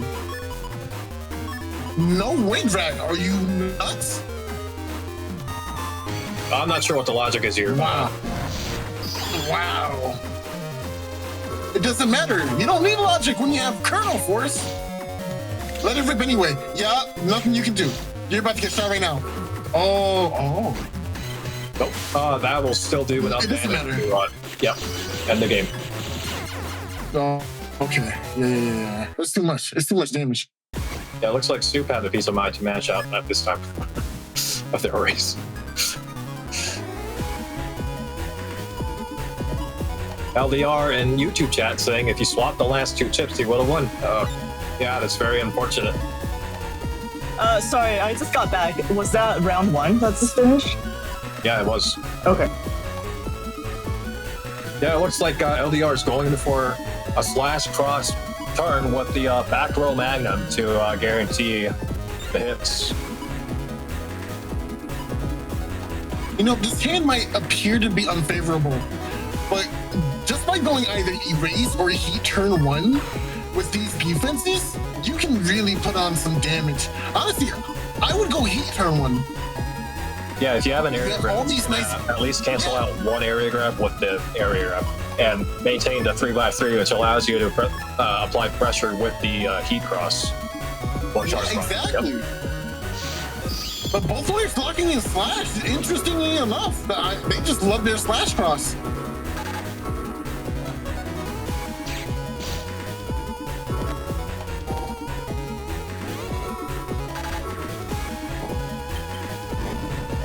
Oh, Both players locked you're in in. here with me, baby.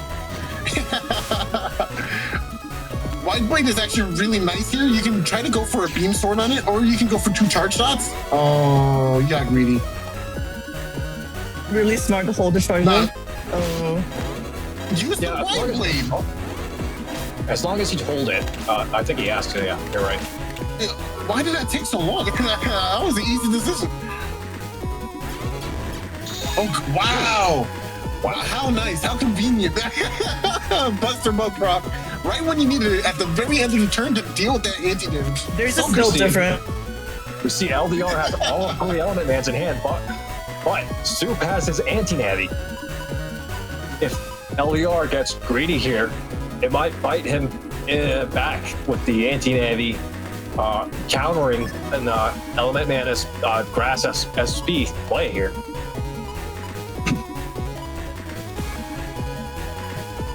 Okay, so you lull your opponent into a false sense of security. Eat their first Element Man, right? You take that damage to the chin, and then hold that anti-navy for that inevitable Element Man SP that's coming. Yeah, that is if Soup decides to go for the anti-navy, and if the sequence lines up. Yep. It's always tricky deciding where to put your anti-navy in your hand. Don't back up at Slash. Why you back up?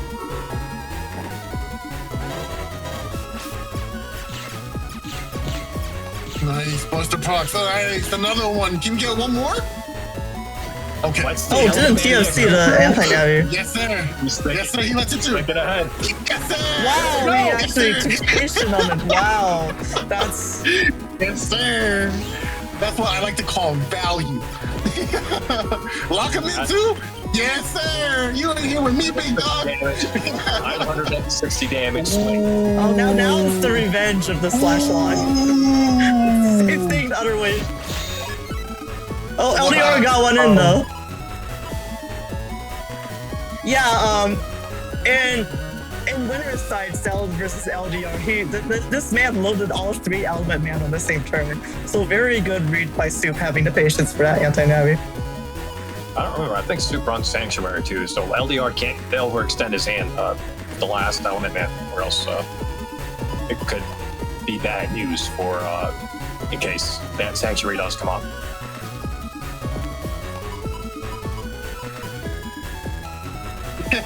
Hold on.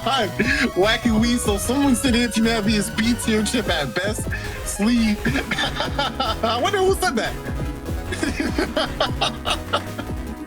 It is a B tier That's chip. really We funny. have B killed in the I agree. grand finals. It's a B tier chip. Grand finals chip. True. Grand finals chip. Oh man, Soup has a Gundel Force plate already. Oh my gosh. I Can we mean, get some shoe- LDR shoe says chat? Soup is very good with sequencing. It's so difficult. Yeah, I think Soup. I'm really glad to see Soup back because obviously he summoned the glory of the Gregors back to us, but also he's just such a patient, methodical player. It's a beautiful demonstration of Gregor. You don't need to do flashy things if you have the brains, actually. Oh, take the Gundel Soul. I don't need my man. Colonel Force for this. Yes, sir. Oh my goodness. That was 2 invis loader. That's rough.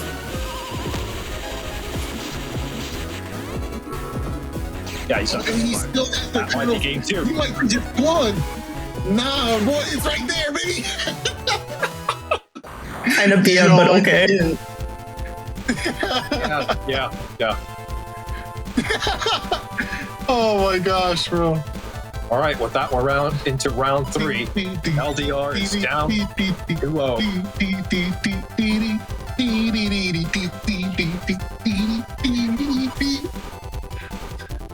Down for has the best game. He's going into a slash cross play again. LDR is going to go for the Elite Cross instead. LDR had the 2 magnets, so they could have done something similar as last time, but opened with 2 of the gone for the roll lock or column lock, the trap with the slash cross, but instead goes for the Elite Cross. We'll see how that plays out for him. Definitely, Soup has a massive advantage just looking at their hands with no counters.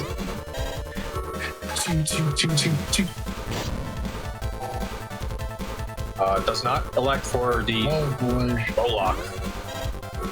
Oh boy. Slow Wow. gaze turn 2. Damage. Oh, we got Invis. Remember when people used to play Rush? This is why. This is why people play Rush. That moment right there. Yeah, you think a build like Chaz, for example, which had the air shoes and the rush with the Gregar, would have the advantage. But I mean, I guess you don't need it if you have the right chips to remove Invis. True. I think it is. Go ahead, Tom. it was really rough because he had custom 5. If he had custom 6, he would have had I think a lot more tempo of that. Yeah, maybe. And again, the tried and true Gregar build for a long time was air shoes and rush. So with cost 6. So Yeah, point. I can't remember what shot was running that they chose to go for instead.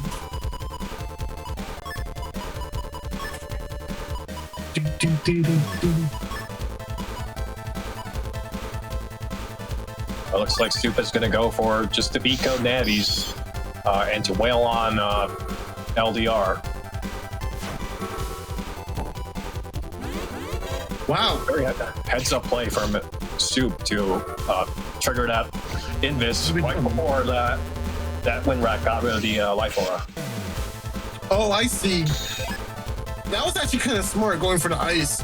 Now if he steps back, he has to slide giving up the area. It's not like he can play the immediate footsies. Yeah, But I think Element Ice versus Gregor is super underrated. yeah. There was a player, I forget who it was. They used to play Ice Heat a lot versus Gregar, just specifically to mess up people's placements for charge shots. It was really smart, really good about Galaxy Brain back in the day. Ooh. Got the try from Ice. Ooh. Which oh, that's ouch. Ooh. Yeah, Soup really wants that Protoman SP full damage value.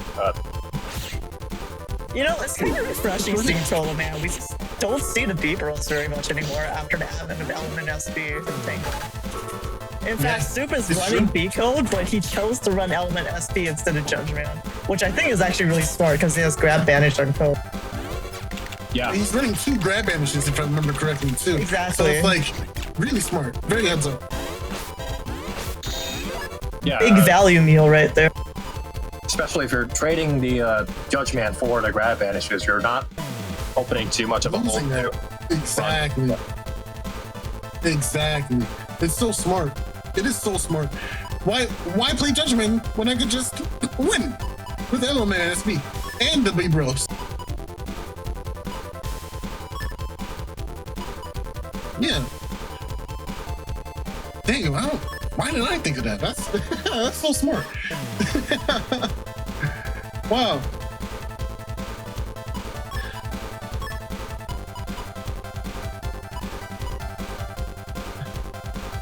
Can we get some chew? Some chew in chat? Oh, that's the way. Mag them out the back line, force them forward. Nice. Get the trap as well. Wow, not a good day for LDR. Life for sorry, buddy. Saw that one coming a mile away. Oh man, this is really rough to watch. Ooh, good answer to the Invis. Yeah, but will it be enough to make up for this HP difference between the two players? Oh, the Buster Proc randomly too. Oh, yeah. If you want it, I want it too. What's up? Okay, you're Not getting gambling. any of the Buster Procs. I guess the odds are setting it back in. Wow, that's Double close. Element. Is that erased? This is interesting. No, it's Element Man. Yeah, if LDR just goes defense into, he needs to not get frozen. He could actually take one round. Doesn't Yeah, happen. this is really close. Gotta respect the 13s in the names, by the in the HBs actually. Needs to not really camp funny. forward. Can he avoid that? Oh, neither player drew bug fix this round. That's kind of funny. I mean, like, they didn't use try, it. but they didn't use it. Yeah, Hey, pet. they were. Soup was holding on to the B-Bro navies, I think, for too long. But I mean, that's This just is HP difference. I think double element is the right call here. Oh man, if LDR just steps back and uses his invis, come on. Okay, here we go. You have one jump. Come on, LDR. Come on, go. No. Invis. That's it. That's it. It's gonna cancel the invis. Yeah. Because of how ice and invis works. RIP. Oh man, I don't know if we saw the erase ban already. Soup doesn't have judge, so literally the only thing that could have pierced there was banish and judge, or banish and erase. Soup. Step back. Soup. Wow, that we have a champion. We have. Yeah, that's it. That's it. Which means the Soup calls. Which means we go into the tournament screen.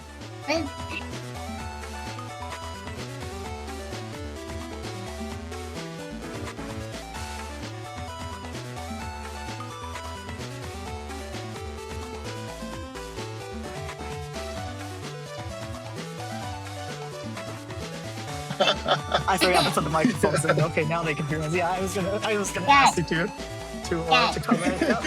That's Soup and Gregors. Yeah, dog. That's right now, yo. Dogs win. You guys ever hear about how they have alternative history Super Bowl champions where there's a different winner printed because of the logistics beforehand? They have to print out all these T-shirts for both teams depending on who wins, and then the loser they have to like get rid of the merchandise. It's really surreal. So you have people in very poor countries that are wearing the alternate universe shirts, also for presidential election. So in this case, it wouldn't matter because you would have had the dogs for either. For both, that's true, for both winners. That's so easy for tournament prep. I mean, it's like I'm sorry to bring up League of Legends, but if you know a little bit about Pro League of Legends, you know that the player Faker is the absolute goat. Mega Man. It's Mega Man. And the thing is their team tends to sleep at Worlds, like the biggest international tournament at the end of every season, but they always have trouble making it to Worlds because the Korean League is so competitive. And so last year was really funny because they make like a high-budget animated video to celebrate Worlds every year, and last year's was explicitly about Faker protecting his throne and his crown, and he almost didn't make it to Worlds. So they spent like $1 million or whatever making that video when the player that they were making it about might have not even been at the tournament. And this is really awkward. He did make it though, and he won because Oh wow. Okay. Yeah, it was funny. Yeah, that would have been rough. Really rough. This year, it's happening again, though. I'm not following closely, so I don't know if they're going to make it to Worlds this year. Okay, so, let's get a little bit more dancing in. Dog. Hug Force. Dog! Yes, dog. Dog. Okay, so I keep saying I was going to make a screen. I finally made one. I want to make a better one later on. Starting, I forget when this year, we changed up our Ko-fi. Why is it pronounced Kofi? It's so silly. So, so we have a tier, which is a $5 monthly subscription. That's how you get the millions roll to show your support on N1GP. You get a nice orange roll for that. And in the future, you may have access to exclusive channels because we will be opening an N1GP merchandise store. The channel right now is open to anyone that's interested in buying merchandise and has suggestions or wants to vouch support for products. And so even though we only have one donation tier right now for subscriptions, which is $5, we have a few people that are donating above and beyond that amount. So I want to give a shout out. It's not clear, but it's order top to bottom in terms of amount donated. So we have a few people that are donating, I think $6. Aaron Dan, Yumland Shiro, Rock, Hunter, Zay, Bitmuffin, Not 3% Blue. Thank you to them for the $5 donation tier every month.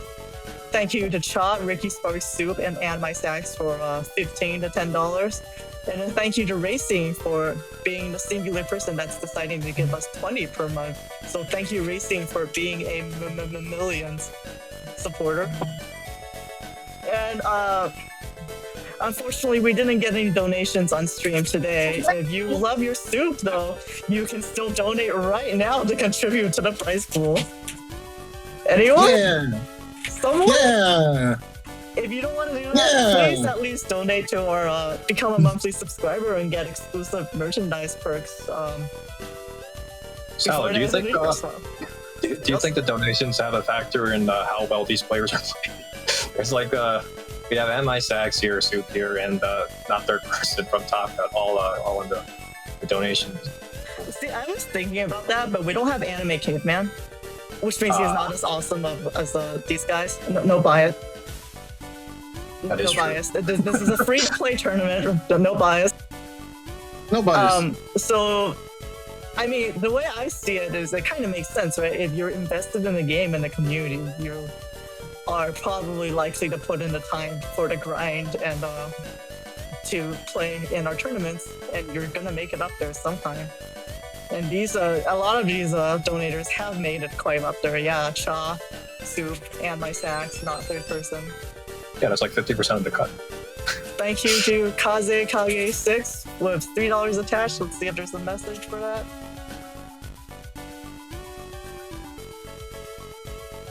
Soup! Yeah, A lot of exclamation marks. Okay, so I'm pretty sure that's a donation exclusively for Soup. I want that specifically for his prize pool. Thank you so much for that. And yeah, so we will try to be opening up the merch store, and we also have the N1GP 10th anniversary tournament coming up. That will be a month, at least month-long tournament in December, and we are going to do one giant round robin pool. So no split pools there. Everyone gets to play everyone. Play out all of your matches and just hang out with your fellow Mega Man. Just it's okay if you delete each other as a treat. Yay, deletion. We also have, if you see in our announcements about the merchandise, one of our members, Nonstop Mop, who has casted in previous tournaments and also played, he is currently living in Japan, and so he actually can buy official Capcom merchandise. So we actually have a thread set up specifically for people to coordinate if they want to get Capcom swag from the store. So for example, let me drop in some cookies. I think one of the things that we guarantee that we have gotten are these little keychains that have the cross emotions on them. So let me see if I can drag this in. I didn't realize you could buy those individually. I thought you had to gamble on odds. So they do have a gacha, but they also have like if you go to the Capcom store, like the physical store, you actually why did the image disappear? I'm so. Thank you to Wheeler for the $5. That will be going into the pool. Why does no work? Which cross would you buy for your keychain? I have an Elect cross and a Tomahawk cross. I would get base cross. To be honest, even though it's not my favorite cross, I just think the dust one looks cute.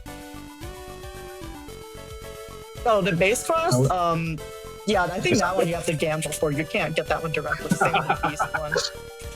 Yeah, so there are boundary 4, 5, and 6 ones. And then there's split for versions, so you can get all Red Sun in one capsule machine or all one Blue Moon. I don't know why the images are not working. Let me see if I can browse here. What's this? Oh, that's a bad idea. Okay, I don't think I can actually list it here, but I'm gonna post. Can I post a link to this? Does that work? Sorry, Sal. It looks like we got a donation from Wheeler, and they had a message that may not have been read. Oh yeah, let me get that here. Love y'all. I've been really proud of y'all. Glad that N1GP has been full of good friends of mine over the years. Part text-based thing. Thank you thank you for coming back to us, Wheeler. We missed you. So I'm not sure if this will work, but I linked the link to the thread we have for organizing the Capcom merchandise. There's also dolls, and there's these really cute Metroid keychains that are, I think, made of a rubber material, so we also have some of those. Right now, we are prioritizing the emotion window keychains for 4, 5, and 6, especially 6. And then, so we will have some of those to give out as prizes for the N1GP 10th anniversary tournament, and potentially give out random prizes in Twitch or YouTube chat. I'm looking into a bot with that command. So yeah, if you want some slang, just let us know and we can try to we can try to figure it out. So what will be happening is Nonstop Mob will be buying the merchandise and he will be visiting in January. So I will get the stock in January and then I will be mailing them out. So you will be paying for the thingy plus shipping. So I would say it's like estimated like $8 to $10 per charm. Thank you so much to Wacky Weasel for the $10 donation. I really appreciate everyone. If you want to support us more, you can do the monthly subscription as well. When I open up the merch store, what I want to do is to guarantee a special exclusive physical thank you. So, you know, a keychain or something else that's an N1GP only merchandise that will go to subscribers, monthly subscribers that have subscribed for every 6 months, maybe another special thing for every 12 months, so on and so forth. So yeah, I will keep you updated on announcements about that. Let's see if there's a message here. N1GP rules. So happy that Mega Man Boundary has been having a great community and representation all these years. Keep it up. Thank you so much for the support and $10 donation. And I think Wacky Weasel was also the person that called out that Anti-Navi was allegedly a B tier chip. So thank you for that.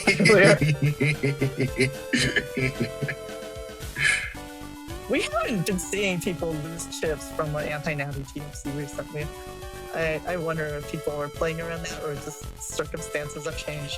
Because I felt like that was happening all the time before. All the time. I guess in top deck you're not going to see as much because this is the best of the best going at it, and they're not gonna make these kind of mistakes unless they're obviously misplaying. But I don't think you're going to see it in the past these streams where the best of the best are going at it. Nugget, what are you implying about me as a player? Oh, I'm so sorry. That's crazy. I mean, sometimes chip sequences work that way. You don't, That's the part. Okay, that's why I personally valued it at like A tier, or not. It's not the best because there is an opportunity for it to work against you, and you don't always have control over that. And it happens. It happens to the best players.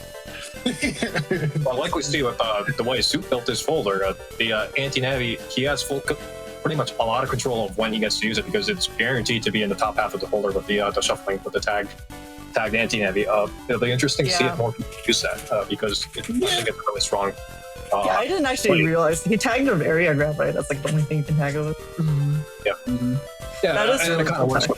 It does kind of work with the slash or I guess all the Gregor charges really want the area grab just to have neutral area for at least charging the heat. But yeah, and obviously he won out, and he made great use of the anti-navies throughout all his matches. Yeah, the thing is because he's playing Gregor too, he doesn't actually need that much pressure from his time-stopping chips. It's not like he's trying to pop a BDT or HUD badge. And I mean, even if he loses an SP now, it's not the end of the world. Thank you to Ubu for the $5 donation. I'm kind of just like shoveling in all the chips right now. Thanks to everyone keeping the N1 running. Always nice to come back and relax. Here's the net balance. Thank you so much. This will also go to the prize pool. So again, for last tournament, we actually had a $250 prize pool because of a massive $100 donation from Siggins. This time, unfortunately, has to be $150 because of our current funding, since we have to account for the 10th anniversary of the tournament as well. But we just got $23, I think, so that will at least go up to this. We'll see if we can squeeze out a $200 base prize. I really don't want to lower it like that. The matches went by really fast today because it was 5 Gregors. Yeah, I think it worked pretty fast. Yeah, you're right. Yeah, and it was a 3-0 grand finals, unfortunately, which means no bracket reset either. So yeah, thank you to casters for surviving everything, actually. Yeah, that definitely had survival factor. And I think LDR, no, the bracket reset wouldn't have happened in the losers finals. Yeah, you're right. Yeah. The 3-0 definitely helped. Okay, so that. Thank you actually to Ricky Sparks for the $10 donation. Yeah, let's get those numbers up. Stocks go up. Thank you all for running Battle tournaments. I'm souping up the prize pool a little more.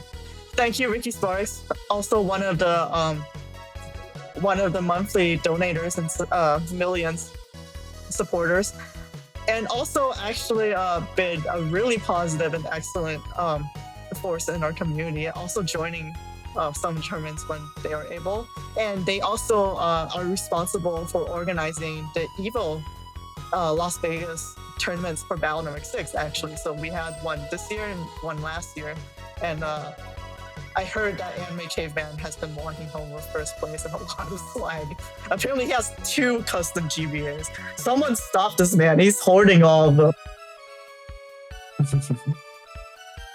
Well, someone has to step up and stop himself.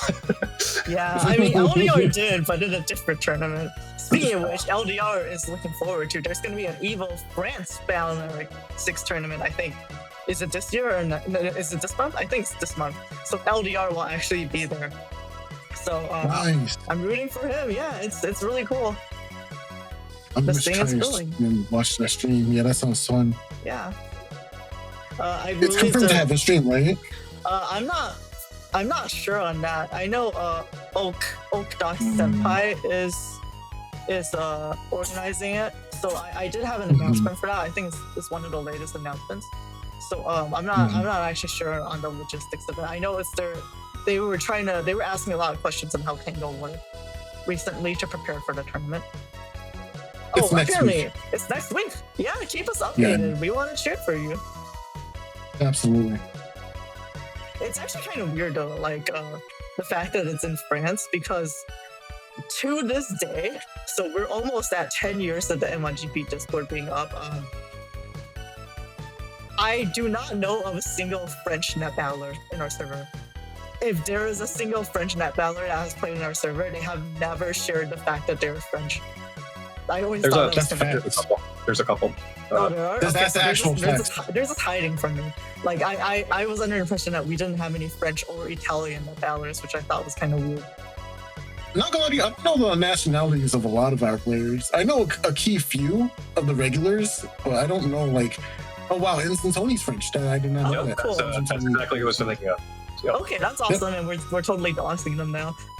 That's okay. We're an international community. We just want to know where everyone is. Smile. I definitely Smile. don't have a list of where everyone is. No, I think there's a healthy group of French players. They might not necessarily be concentrated in the N1GP, but they do stop around from time to time. Okay, that makes sense, and that sounds much better for the Evo France. I was wondering how many participants were going to be there. So yeah, I'm really looking forward to that. And we will guys, see. it's not like we're some kind of shadow government or, undercover net navi's like secret society or anything like that, right? It's not like we're Illuminavis or anything like that. I want to be the shadow leader from Mob Psycho. I wish that was me. Yeah, he's cool. Okay, so we will see if LGR is the shark, or if there's going to be shark-infested waters he's wading into in that tournament. Zero guy Wait, comes in and says to me. Are you really traveling to France for a tournament with 2 participants? I mean, LGR is in the UK, so even though that means he's not in the EU and he's not a real person, it's not like that far, I think. I don't know. Okay, my geography is absolute They still gotta B tier, so right. I mean, yeah. How far is it, LDR? Let us know. How far is it? Like, how much do you need to travel for that? Because I know, I know Ricky Sparks has to do like a road trip and like drive for over 5 hours to go from California to Las Vegas for Evo. Wow, 5-hour trip. At that point, I would just take a plane, but I guess it might be cheaper if you can drive. Well, he says he goes with friends. He says it would be horrible if he was just driving on his own. Yeah.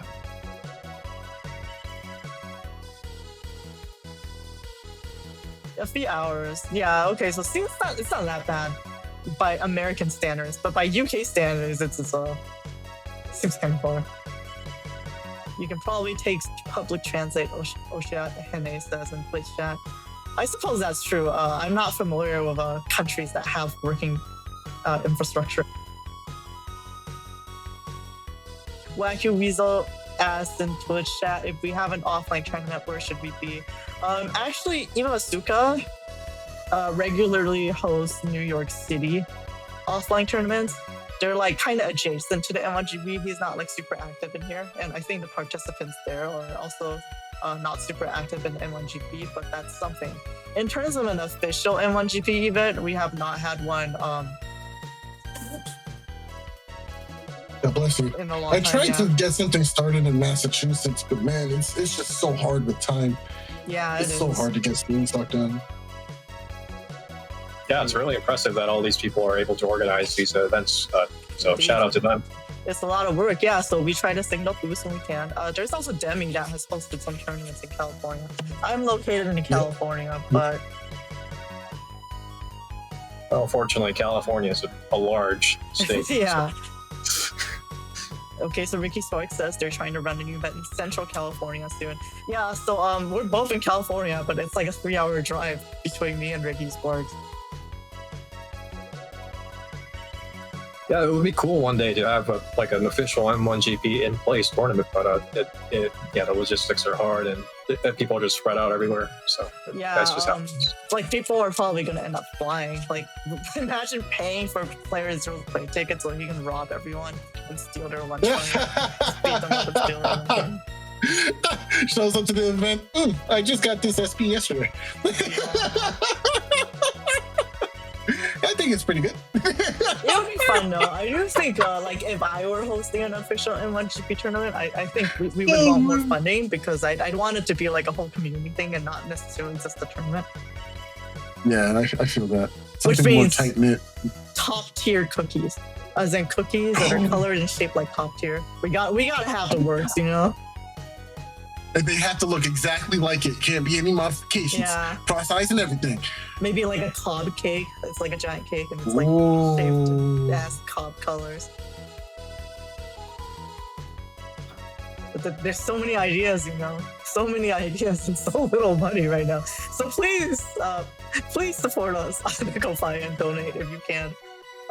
The money goes directly into the prize pools right now, and also for helping the staff in case something bad happens. Like that was really bad when SoulXCross was walking one day and he fell straight down a manhole, and we had to help him with the medical costs for that. Yeah, It was really tough. it's kind of That crazy too, manhole because like came out of nowhere.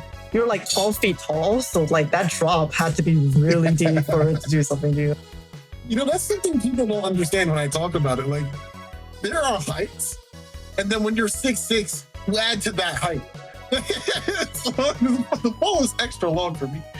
Yeah, they say the bigger you are, the harder you fall. That's the old adage, right? Not gonna lie, I'm not looking forward to seeing Soul in person, because I'm 5'5", and then when I see someone that's like noticeably taller than me, in my head I'm just kind of like, I got like a tough guy stance going on. I'm just like, yeah, so how tall are you, huh? How tall are you? You think you're hot shit?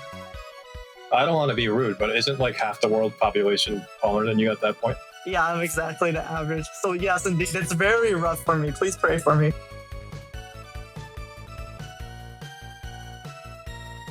But it's also not fair, because Soul has he's got kids. He's got little Soul limbs now, so they'll always so they'll be following him around. Like, they'll back him up. They will back me up. They're tough. Teeny salad. Wow. Teeny salad is crazy. Okay, how tall are you at LDR? Yeah, but now you gotta spill the deets. Because you can't be that much bigger.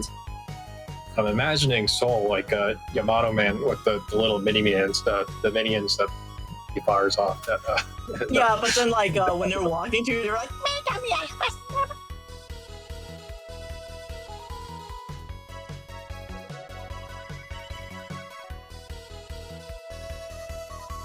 Furniture is gonna show up, and he's just gonna be like a trench coat, like there's nothing inside. Okay, he's 5'11". He's really flexing that 6 inches.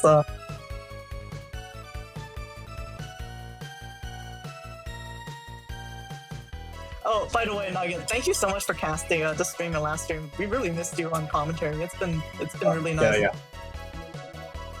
Well, I guess I still have stuff to say, so I can. Okay. The schedule allows for it. I can stop by and drop a few words. Yeah, that would be awesome. I know your schedule is kind of weird for busy on the weekends. 3 Muramasas and Trenchcoat. I don't know if that's player 0. It would be I think it would be a Tengu Log, a Neo Variable Sword, and a Meteor Knuckle.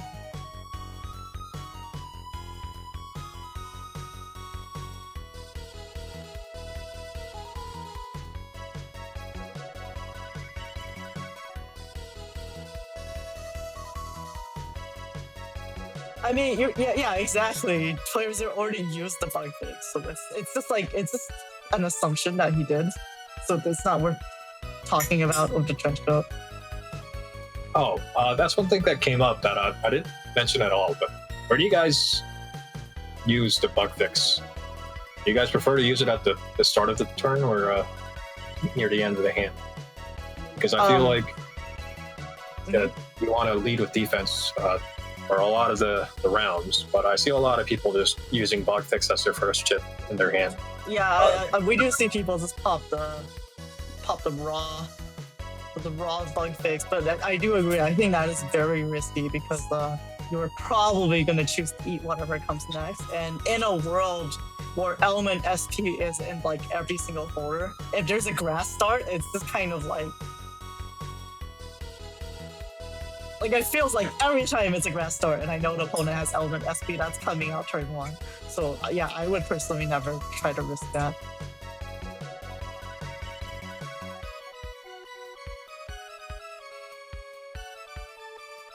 What's a bug fix, says Soup? I mean, if you get it all the time, you might not really think about what it is.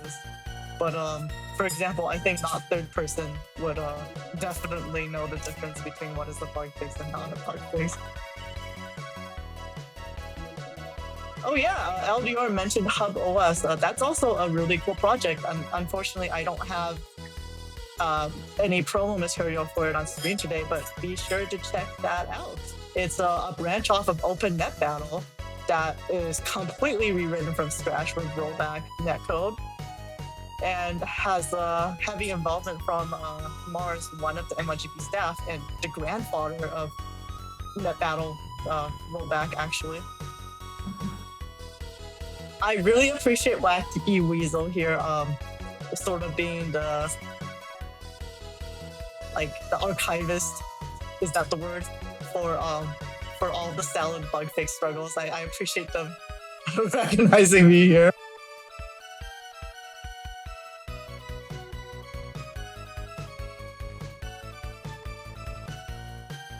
Okay, with that, I think we are ready to end the stream. So if you still want to chat, come on to our Discord. Let me type the link.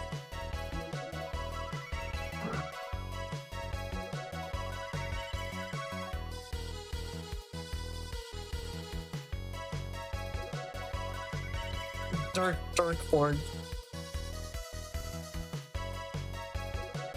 With that, bye!